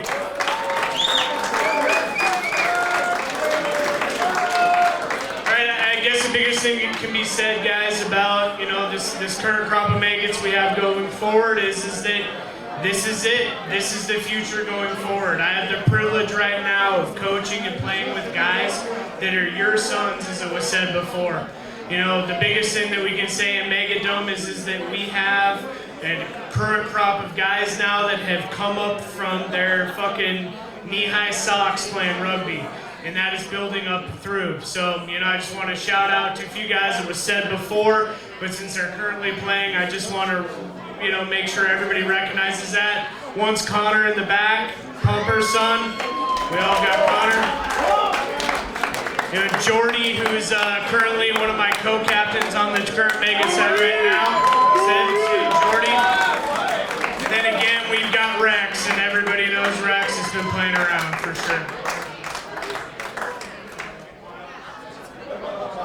All right, guys, just a couple quick things. Since it was a little bit missed in the program, I want to make sure that everybody understands we're trying to carry on the traditions and so we can go. And I'm going to start from 2015 back to 2010 real fast. This year, the Maggots have traveled from Lethbridge to Sacramento.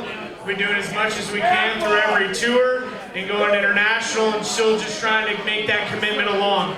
So I want everybody to know that that's what we've been doing and try to get every game we can within Montana and everywhere else outside of it. We're always trying to push ourselves. You know, this year we came up a touch short to Bozeman in the Cup final. It's a little bit of a transition year as what happened when Bill's guys went out. Had a couple guys hung it up, and we've had a few guys move over, and I expect a few guys are moving over. What has, you know, been real conducive to where we're at as Maggots is that, you know, the youth programs and Myra, all the way up through what Skip's done at the university, we've just been seeing that fill through and play dividends all the way through to where we're at right now. So number one, I want to say thanks to Skip, and I want to say thanks to Jake and Russ. And so I can get a down and one from the current Maggots and those guys who are helping us funnel players up. I would love to hear that. So one for you guys.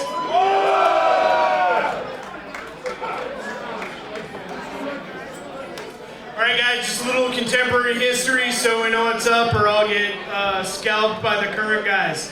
As I said, you know, when that 010, 09 losses came over, we had a lot of transition. There was a big chunk of jesters that played under Skip that moved over in that time. And when they came over, they were able to go in 2011, 2012, win state cups both those years. In 2011, we did have one of our big undefeated seasons. It wasn't against a bunch of slack-jawed yokels. We had a couple good games.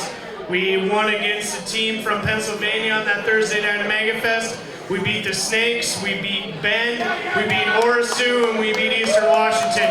So rest assured, you guys that have paved that way before us, we're trying to take this winning tradition forward. And with the biggest thing and motivator for us is never to let our alumni down and the guys that have paved this way going forward. So just know that's always a big motivator, and especially seeing you guys on the sideline. We love seeing it, as much as maybe not in the back of our ear, but we all love seeing it. So I hope you guys get out there for that. You know, the 2013-14 seasons for the Maggots, and you know, I played on the A side and, you know, helped coach a bit. You know, Bill was out, Saul was in those transition periods. We lost to the Jesters those 2 years. It's a very, very good Jester team. But you know what? For the last 7-8 years, the two best clubs in the Northwest have been coming from the same town. And I just want everybody to be understanding that. So no matter what we go through, it's always the two teams that are 20 feet apart are finding themselves vying for that cup the vast majority of the time. As far as tours go, you know, we're still trying to keep it all alive and make those memories, as Skip always said, and I've always loved it. The one thing about tour is, you know, go ahead and take off work because you can't buy memories, and that's where all of us that are shoulder to shoulder currently on this team have been doing that. You know, 2011, we did the World Cup tour. Good contingent of us went to Maggots, and a lot of you guys that weren't there also went along, and we went down there and had a great time. And what did we do when we were in New Zealand? We met up with old Maggots. We met up with all the Maggots that had something to do with this club, not just within this country, but out. Haji and Rex Tubby that put a lot of that stuff up for us. We were able to walk across and have a reputation when we showed up. You know, and we joke about it a little bit, but believe it or not, when we were in Wellington, and we were meeting with, which is the club we call the Dead Ants, which is actually one giant club within the Old Boy Structure of Wellington. When we were there at their club bar having drinks, the international side for the USA Eagles came over and met with us to hang out with the Maggots that day instead of vice versa. And there's a lot of things a lot of people don't know. But what I'm saying is all this is because of what you guys have done going forward. Other than those years, won the Jesters, last year was another one of those years. I mean, we had a huge movement of guys from Skip's crew and University's guys move over in 2015, and we were able to pretty much blow out through that whole season and come back with another cup in 2015. A lot of the younger, like I said, a lot of the older guard kind of busted out into that 2016 season, and that's where we're at.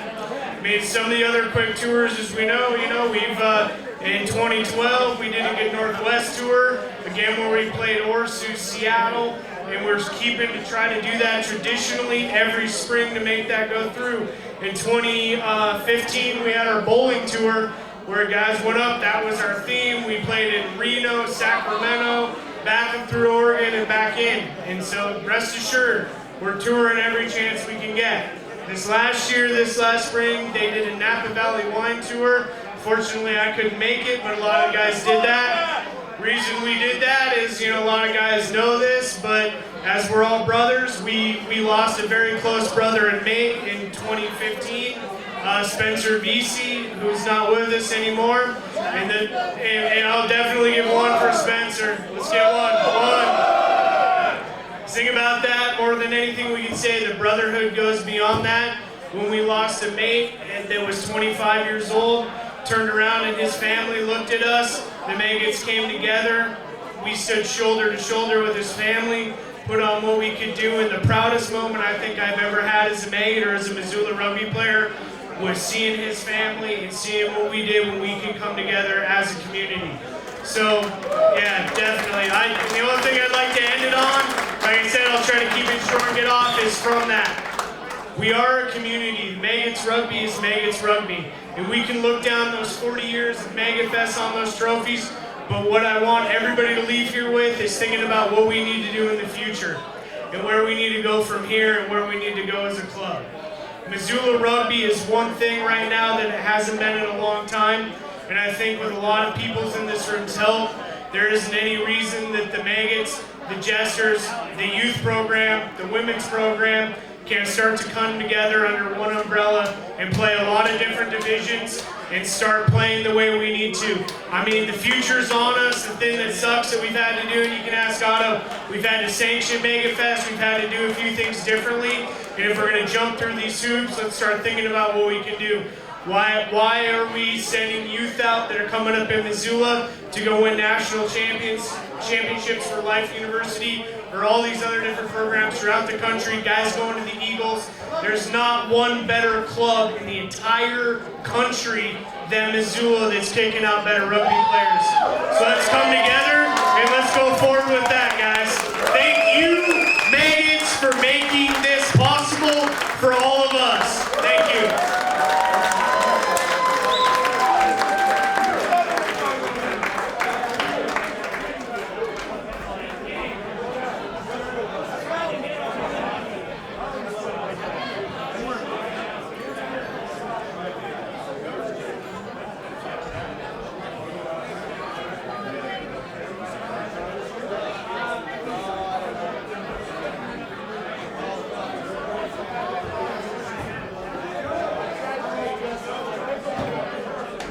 Losing people fast, which is not unusual with a bunch of alcohol and a rugby party. It's you?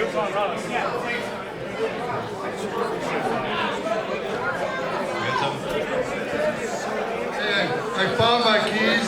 I gotta go home and milk the cows. I just want to say one thing about all these people that won awards tonight.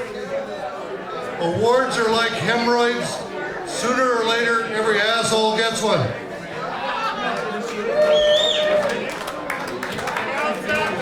So I can judge, done enough public speaking, I can judge by the body language and the tone of the crowd.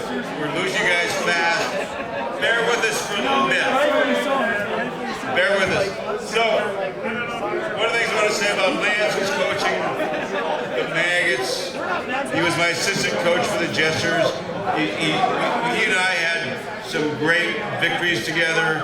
I'm so proud he's gone over become a very successful golden maggot, and we coach against each other, but we have a lot of respect. I respect Lance to the end. He is a great competitor coach, and it's always very competitive but very friendly.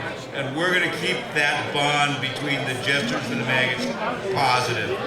When it's time for the jesters to move over, they go over, and they're well accepted by the maggots, which is a transition that we've been waiting for a long time, but it hasn't happened. So one of the things we want to talk about is the pass on to the big fest. This is what we started to recognize the maggots that somehow left us before their time. Now some of us, when this list gets long enough, will leave it when it's time. And I'm going to go through all the names, but we've started this just in recognition of those who have gone on. First on the list is Garrison Wise, who's a UM player who played with Garrison.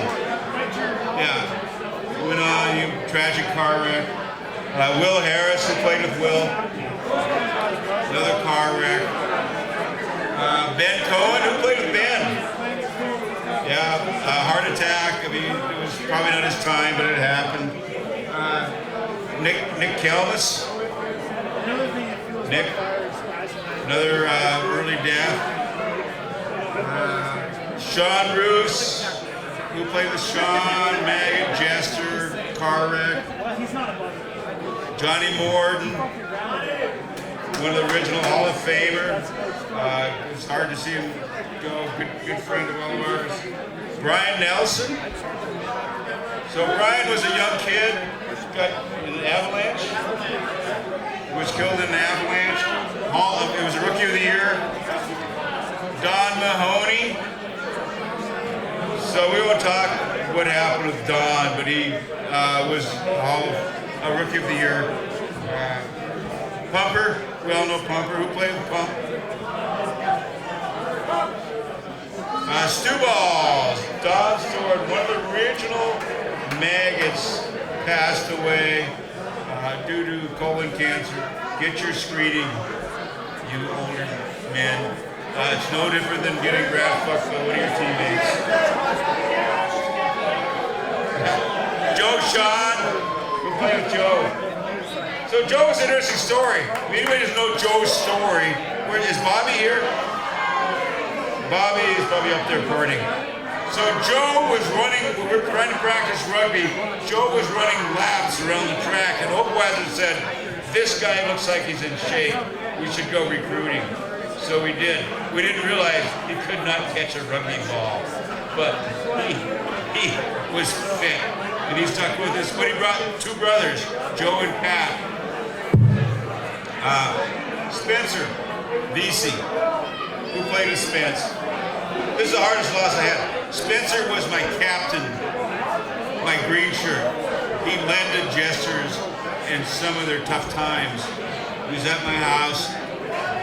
He was like my other son, and went over to the Maggots and had great aspirations to be a solid Maggot at his time.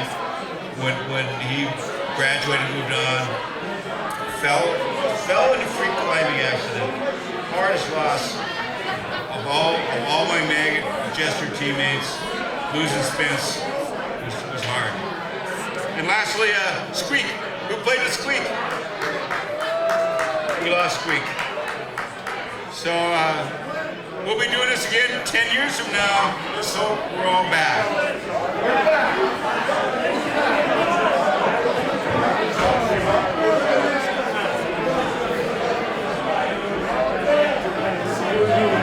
So a couple of the recognitions. Kirk Johnson. Anybody remember Kirk?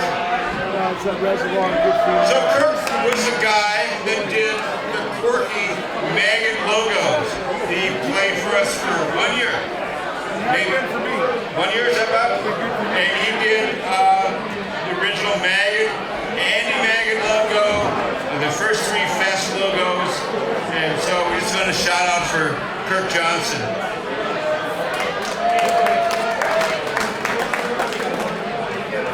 And then lastly, second to last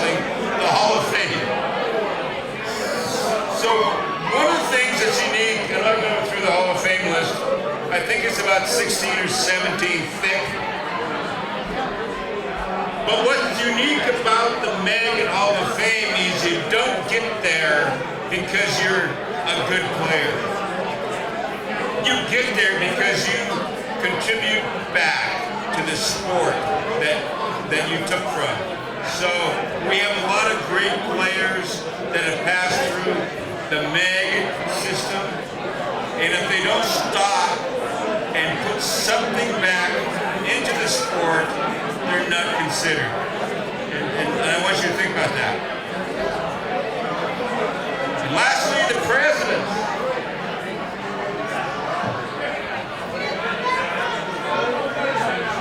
What's that?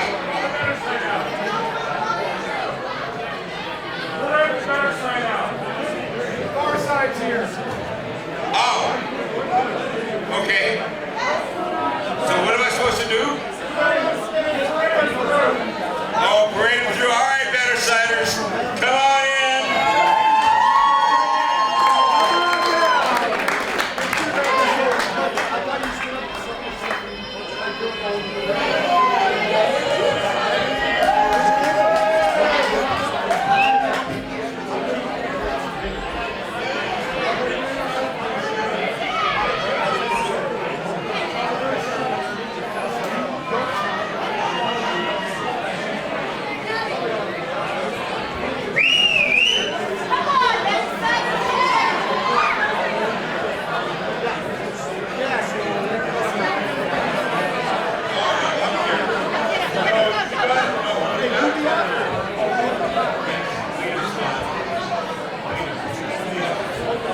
Only if we go there.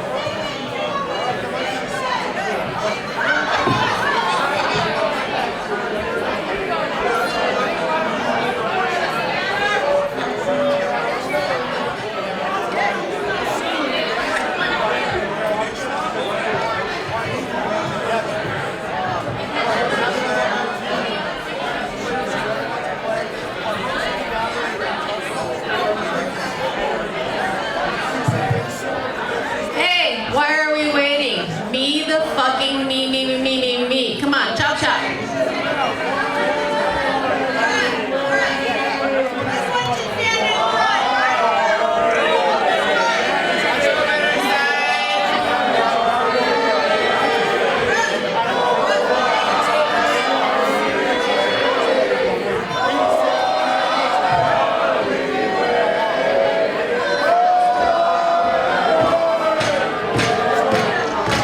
You know, I know this isn't a strong suit for you, Matt.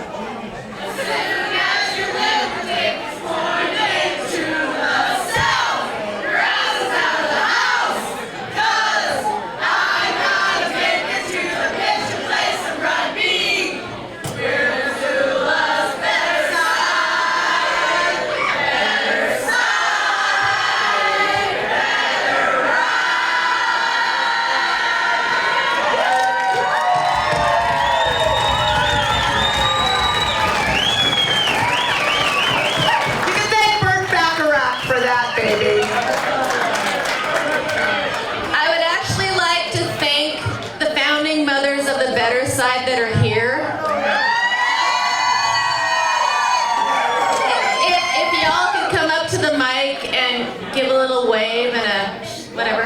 So that'd be awesome because we all owe you a great, great debt.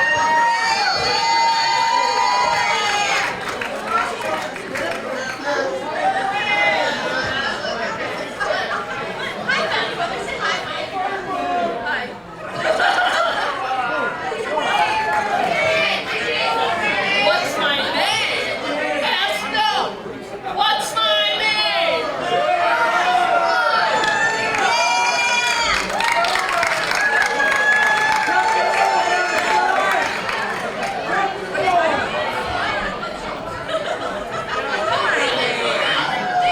How much did my dress cost? $12.99.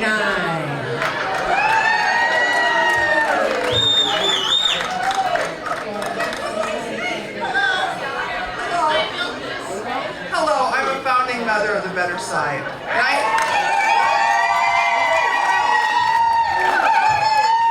1976.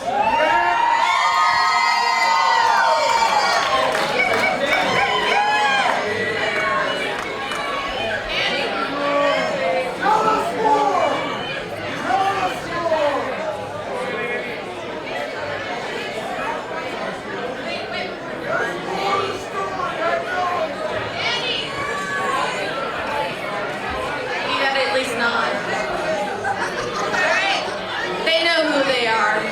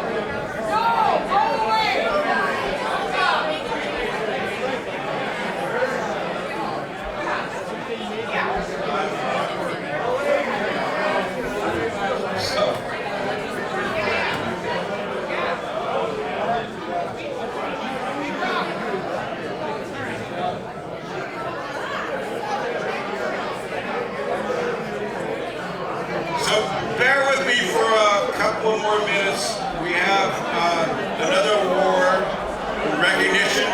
Our presidents, Maggot presidents. So one of the things when I was going through Maggot news, and we talked about earlier, is we didn't have a very good grasp of who were the presidents in our formative years, 77, 78, and 79, because they really didn't matter, because we had no idea where we were going. Later on, I think the presidency became pretty important, because we were a club, we could win, and we wanted the clubhouse.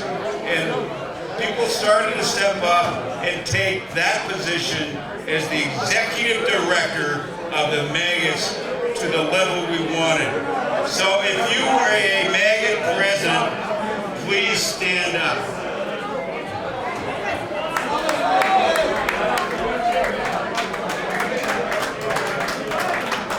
And as you know, trying to manage the difficulty of the personalities of people, the whims of the club, and the finances, and making sure actually the club survives is important. When we look at rugby clubs in Montana that have failed, you know what's failed? Is they lack administrative responsibility. People only want to play, nobody wants to do the hard stuff, and that is manage the club. Look after all the myriad of things that has to go on for a club to be a success. What is that? Fields, dues, PR, on and on and on. So if you've been, stand back up, you presidents. We're going to do Ottawa's trick. If you've been a president for more than 1 year, 2 years, sit down. 3 years, 4 years, 5 years, 6 years, 7 years, 8 years, 9 years, 10 years, 11 years, 12 years, 13 years, 14 years, 15 years, 16 years, 7 years, 18 years, 19 years, 20 years, 21 years, 22 years, 23 years, 24 years. Does anybody know how to spell masochist? So, we had a leader that took this club to a spot we never thought we would be. I went back when I did the opening about this group of guys that just thought we would play rugby and have fun, and we had these dreams. Otto was the glue that started weaving those dreams into reality. And that we really do have money set aside to buy a piece of property. We need some help from all your donors, and I'm sure when we get there, you're going to help. But he's also been the guy that's been the front man on every issue that's come, including the regional park, which Otto's going to talk about. But he's been that guy. We may not like that guy because he has to do a job, and that's manage a rugby club of guys who have based their whole life on irresponsibility, at least when it comes to their sport of rugby. And Otto is the guy that kept bringing us back to this is what we have to do to be responsible. So we have a recognition for Otto. And that is Maggot President for Life. Thank you so much, Otto. Thank you so much. Let's have one for Otto.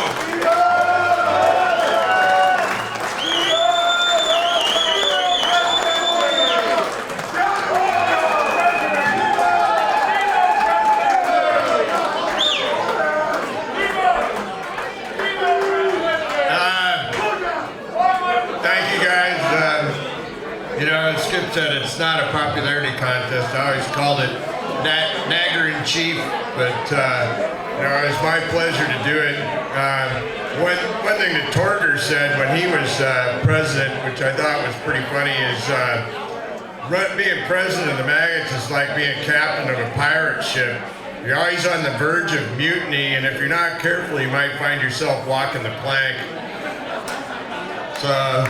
Been quite an experience, my gift to you guys is to do that job and help run the club. Your gift back to me is being here tonight and what I see in this crowd. So thank you very much for that opportunity. Sweetie, come on up here.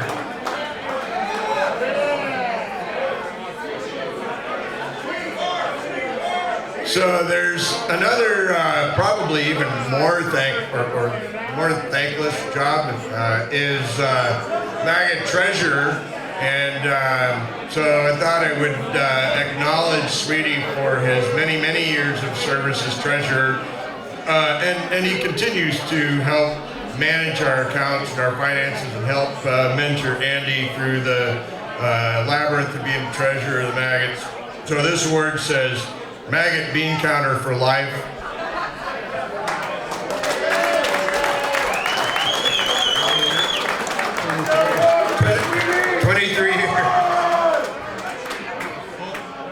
I don't have a long speech prepared, but as you know, as I may have said a few times, just pay your fucking dues.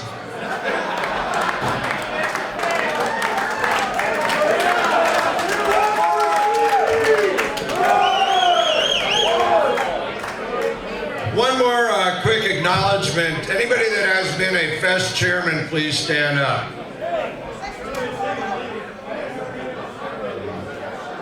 Anybody that's been a fest chairman more than 1 year, stay standing.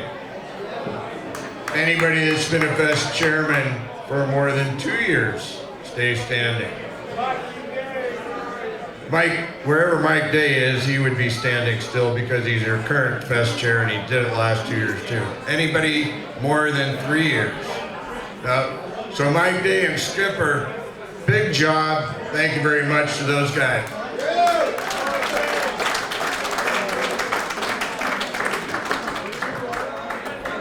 So we are going to get into the long-awaited, thank you for your patience, sort of,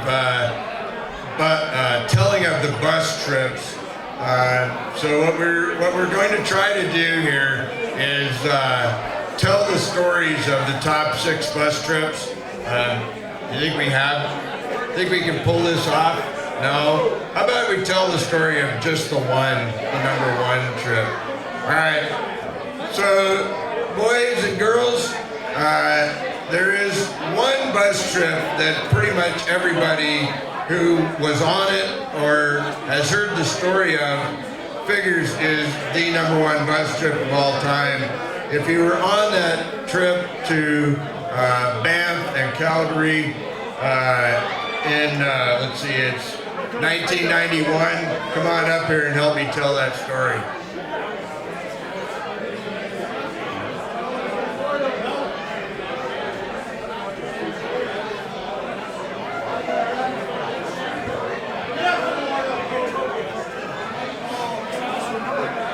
All right, you guys, come on up here. I'm going to get started without you. So this was an epic bus trip. We left on a Thursday night. We left Missoula with about 11 guys.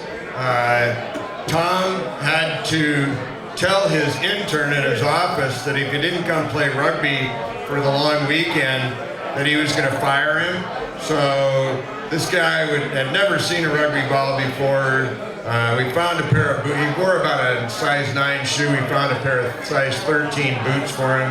We all hop on the bus. Skip, it's hard to imagine, but Skip was late and missed the bus, so he had to catch the bus in Hungry Horse where we were stopped at a bar, big surprise. And so we had to stop at a bar in Bab and pick up a couple of Helena guys, a guy that has since been nicknamed Junior and Jay Erickson. Barely got out of that bar in Bab with our lives. The natives were restless, let's just put it that way. And so Skip, having been a Bab native, tells us that we need to take the Bab crossing because it's the best crossing. But the Bab crossing isn't open all night, so we had to stop and sleep in a gravel pit beside the road. This is one of the things that we just did. We had to wait for the border crossing to open. So the one funny story about that was the next morning we woke up, beautiful sunny morning, and all of us had been sleeping on the gravel, except for Wardo, who decides he climbs over a fence and is sleeping out in a nice green pasture. Unfortunately, he's got a red sleeping bag, and he's out there in a pasture full of bucking bulls. And these bucking bulls are all just standing around him, and we're all kind of looking, bleary-eyed out there, like, ooh, this could not end well.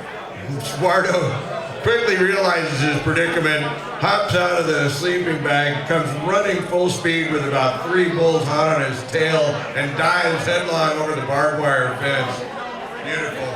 So we get to the border, and this Hellenic kid named Junior. He was a tough kid. Is still passed out on the seat, on the front seat. And as all of you know, some of these border crossings are more adventuresome than others. Some you just get waved through, and others, fuck, they're complete clusterfuck. But we had a pretty good border crossing guy, you know. But he says, "Hey, Junior, you need to wake up, or you're not crossing the border." So we had to wake him up, and hence he got his nickname. And across the border we went. Yeah. Oh yeah. Toby and a couple of the other guys wrote all over his face, of course, while he's sleeping. So this is what this border guard is looking at. And so we had a nice, mellow trip up to Banff, and we played. When we went to play those guys that night, there were elk all over the field, and of course elk shit all over the field. So we had to. They said, "Come on, help us. We need to shoo these elk off the field." So we had to shoo all these elk off the field, and it starts raining. And I mean, it's really fucking raining. And if you've never experienced rain and elk shit, it is really slippery. And that ball was so fucking slippery, it was just unbelievable. It was one scrum after another, after another, after another, and the game ended up in a 0-0 tie. I mean, think about it. Have you ever heard, I mean, other than like hockey or baseball, have you ever heard of a game, football game, rugby game, whatever, that ended in a 0-0 tie? Never. It never happens. It doesn't happen. And Psycho and his brother Skip, one of them was playing scrum half and the other fly half, yeah, just fucking screaming at each other about all these knock-ons. Oh God, it was just awful. And we're down to just the last minute of the game, and Skip has this perfect opportunity for a drop goal. Lines it up, Scooter stands right up in front of him, Skip hits him square in the back, game over. Scooter, why are you not up here? Get your fucking ass up here. Mama Chuck, where are you? Get your fucking ass up here. So we had a nice drink up with the Banff guys. Who was telling me there's like a parade or something? I forgot all about it. Oh, that's right. So yeah, Well, to start, Junior passed out on the bus Friday night, so we gave him the Elvis salute and drew the job guy on his head. And when the border guard came on, he looked at his ID and goes, "Junior." So that name stuck with him.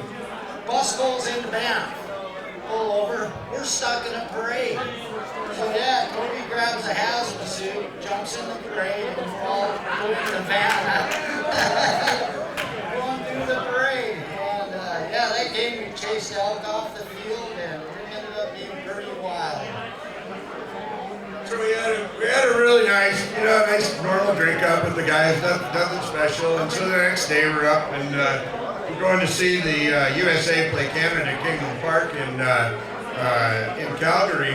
And somebody says, "I need some tape for the game. We're playing the Rams on Sunday. I need some tape for the game tomorrow. We got time to kill. I'm clicking the miles away. It's all good." So we go to a mall. And Why are we going to a shopping mall? We're there to play rugby. exactly, that was the reaction. So we go to the mall, and we're walking through the mall, and I'm walking with Toby. Oddly enough, he and I were kind of butted heads a little bit periodically, and we're walking through this, and I said, "Toby, I'm just fucking sick of these goddamn Canadians charging us $5 for a fucking beer. Wouldn't it be awesome if we could find an office supply store with some beer tickets and buy some beer tickets and get some free beer?" And he's like, "Oh yeah, right. That's gonna fucking work. You're full of shit." I said, "Well, probably, but let's try it." So we walk into this office supply store and look, and there is literally a shelf about this high and about 20 feet long with nothing but all different colors and shapes and styles of tickets. I'm like, fuck, this ain't gonna work. And I look and there's 4 rolls, different colors, that say beer on it. And I said, literally I said, they couldn't be that fucking stupid. Let's try it. Red, green, yellow, or blue.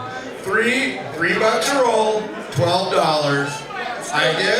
I get on the bus, and I took so much shit. Oh, by the way, I was the only bus driver on this fucking trip. And Skip, I asked Skip to drive. He wasn't a licensed driver before the bus. I asked Skip to drive the few miles across the border because I had a little indiscretion that I thought the border guards might frown upon. So I asked him, but I drove the entire rest of that fucking trip. Barno, get up here. And so I get on the bus with these rolls of tickets, and everybody is just flipping me shit. Oh, you're a fucking idiot. No way. They're talking blah, blah, blah, blah, blah. And we get to the pitch, and Tom takes one of each color, and he goes over to the beer garden, and he comes back. Tom, come here. You're supposed to be up here on stage. Tom comes back on the bus, and he steps on the bus, and he goes, we just won the lottery. Reds in.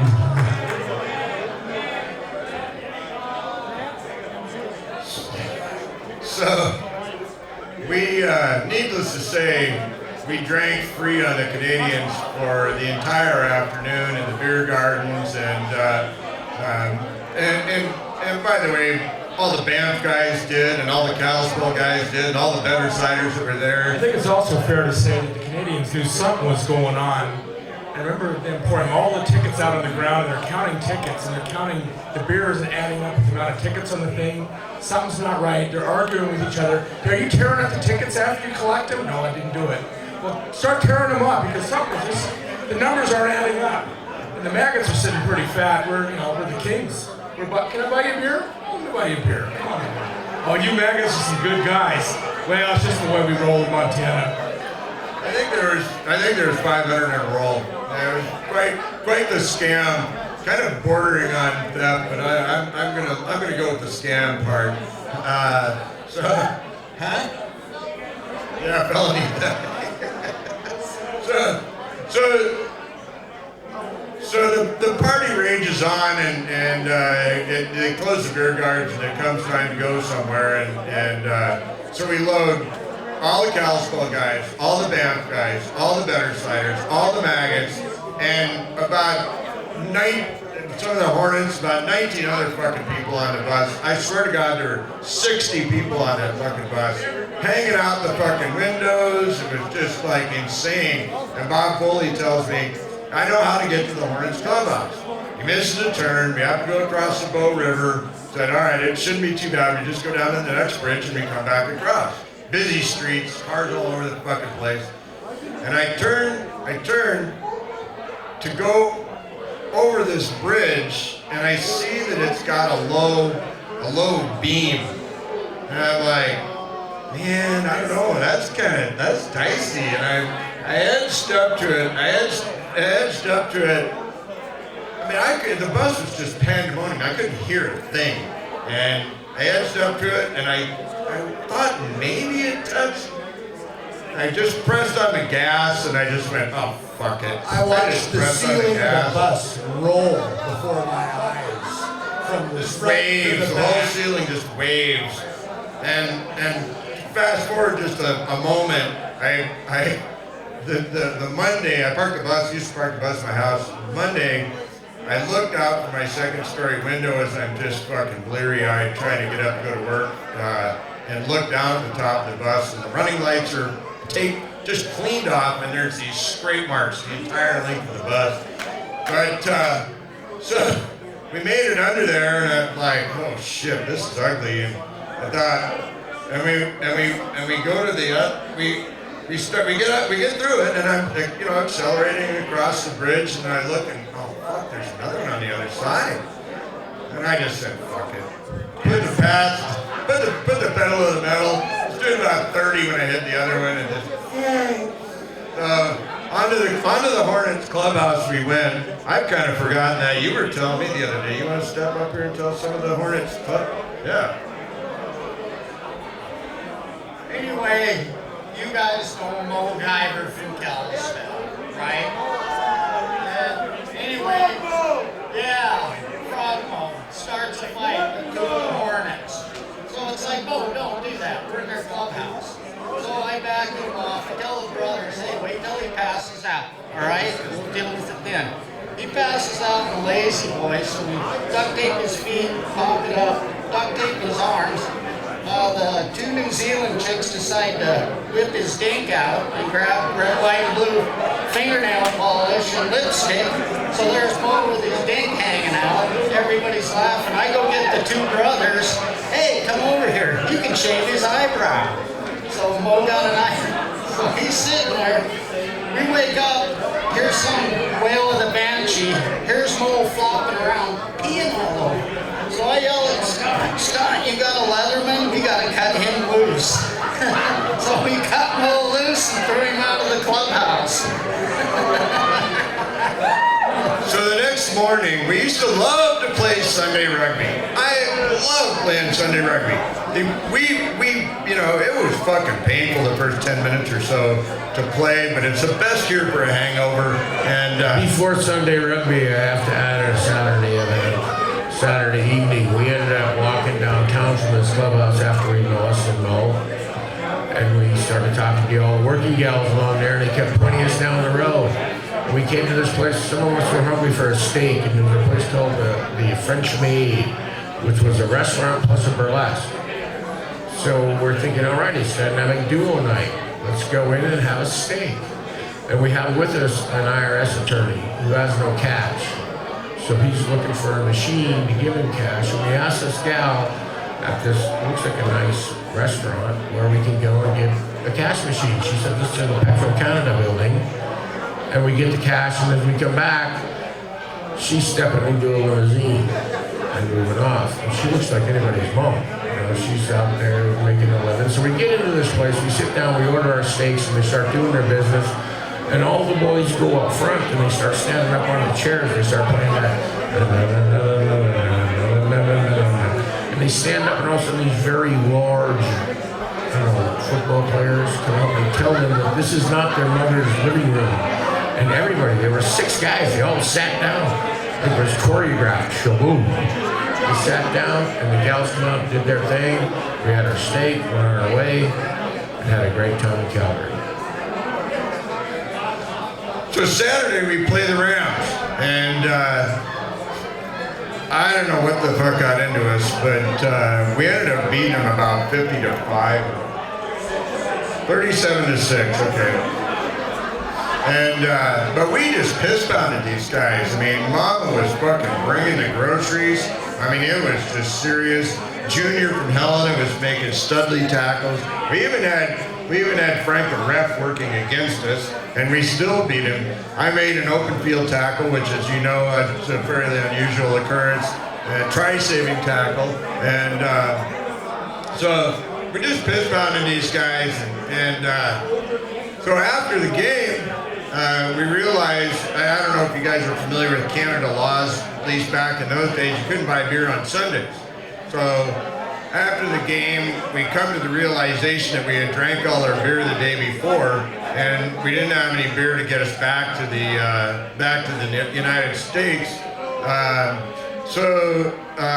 This is like the umpteenth time we've made this same stupid mistake. But so we decided that we had caught wind that Tom's intern was selling beer tickets, and he had made about $70 selling beer tickets. So we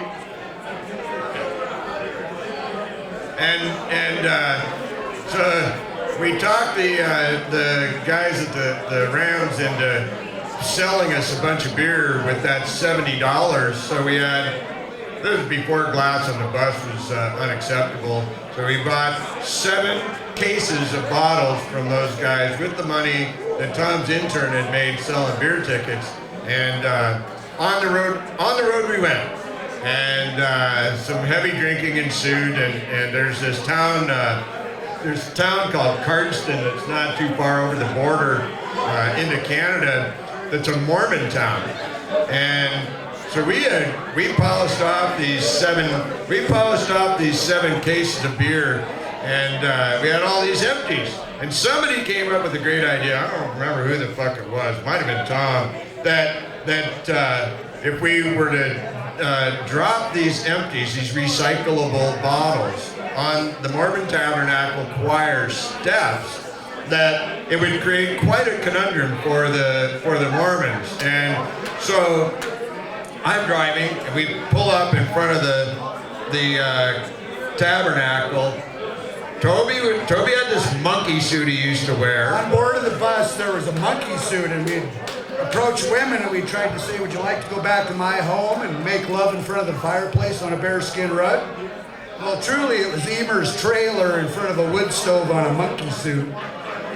But this big furry fucking thing, we carried around on the bus with us, and so I zipped up into this monkey suit and carried these 8 cases of empty bottles up this long cement staircase up to the doors of this huge tabernacle with people going to church on a Sunday.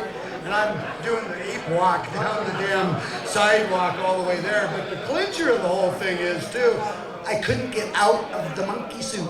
It got stuck. I mean, do you think any of my mates are going to help me get it off with the zipper in the back? Not a chance. So I had to like sleep in that thing from the night before. I was still in the monkey suit. And Skip reminds me that was the grand opening for that mosque there, or tabernacle, whatever they call it. And oops. And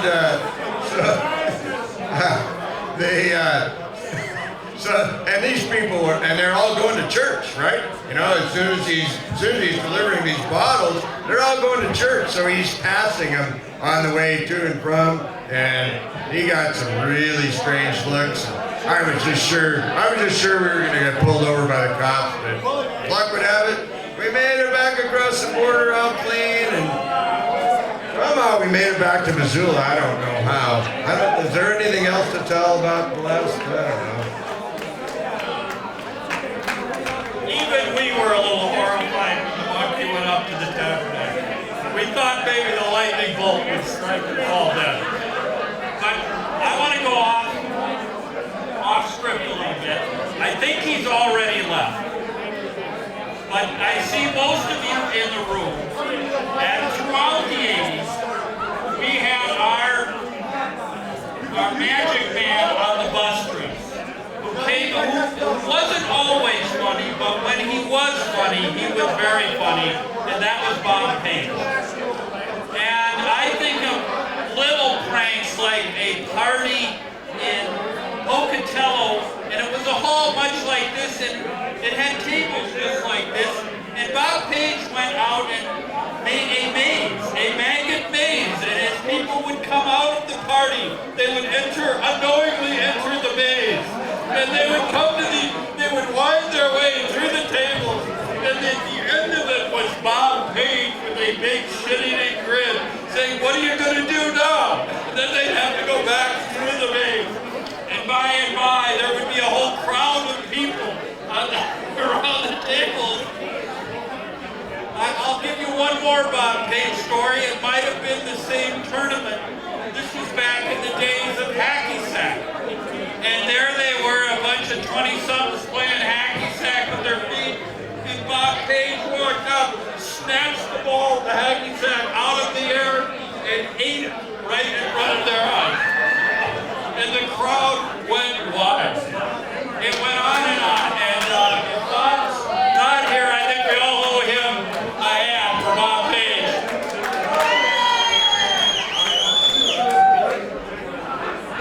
All right, boys, are you ready to sing a couple of songs? I don't want to join the army and Nancy Reagan. Everybody on your feet. Mighty Dewey! Get up here, Pigpen! I need you up here. Bohawk!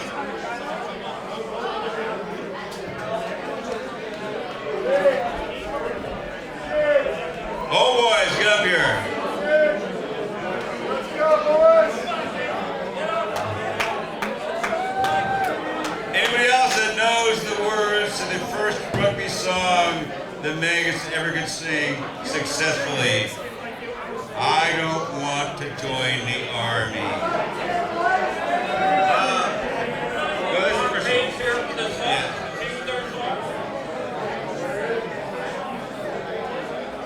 Who's here? Alright.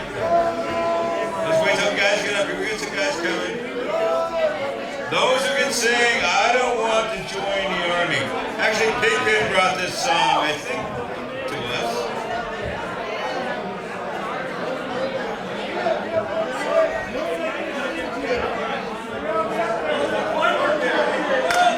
Let's do it.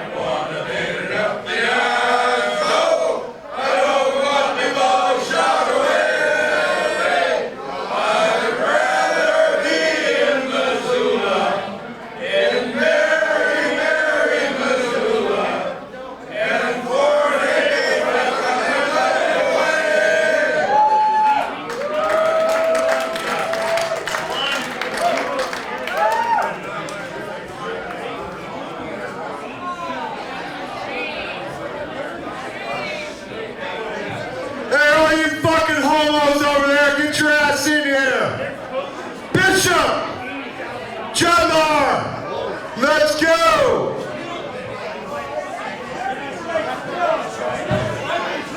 Alright, we learned this song from a dear friend, Mike Van Buskirk, Tacoma Nomad, in 1988.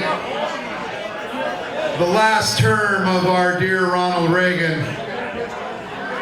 Get up here, boys.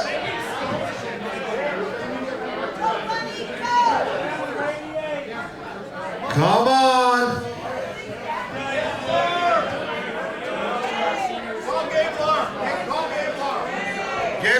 Gabelar, paging Gabe Millar.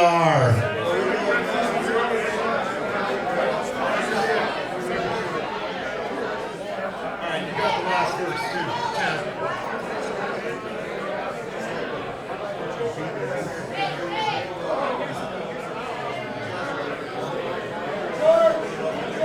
I got the 3.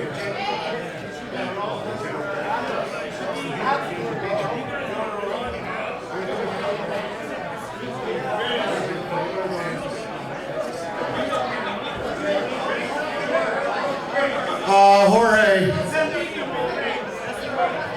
we need Secret Agent Man, please. Secret Agent Man.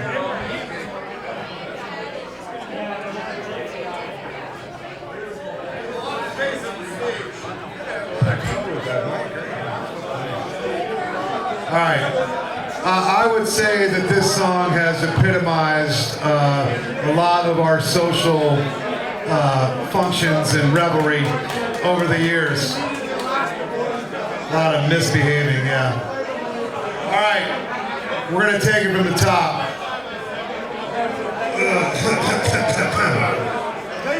I have seen the glory of her coming on my face. I have tasted all the juices from the squeeze of her legs embrace. I will suck her till she's dry with a pucker on my face. My dick is getting hard. I'm in love with Nancy Reagan. I'm in love with Nancy Reagan. I'm in love with Nancy Reagan. My dick is getting hard. Will you send me some of your panties that are scented with your smell? Let them ripen in the hamper. Send them express, I'll never tell. Let their wheels ring my bells. Let their frills ring my bells. My dick is getting hard. I'm in love with Nancy Reagan.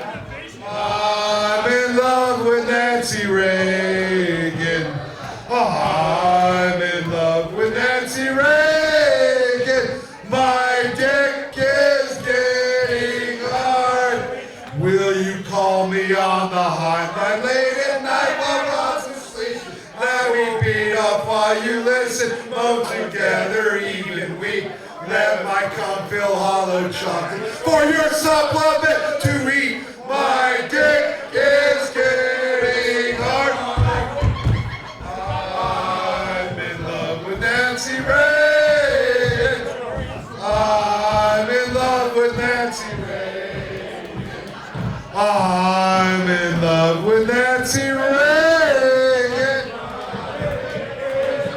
By the way, she just passed just a month ago.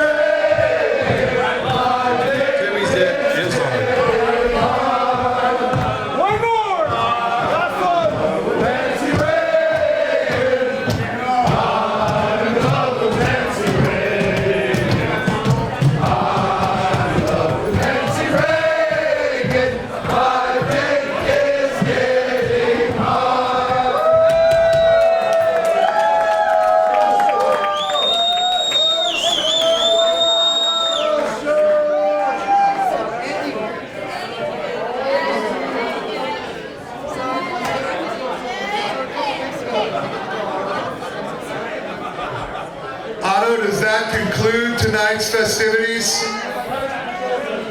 Hey, thanks for coming. We are going to head over to the Mo Club or the Bodega. Obviously, the fest parties at Bodega. Lots of old people hanging out at Mo Club too. So keep the fire burning.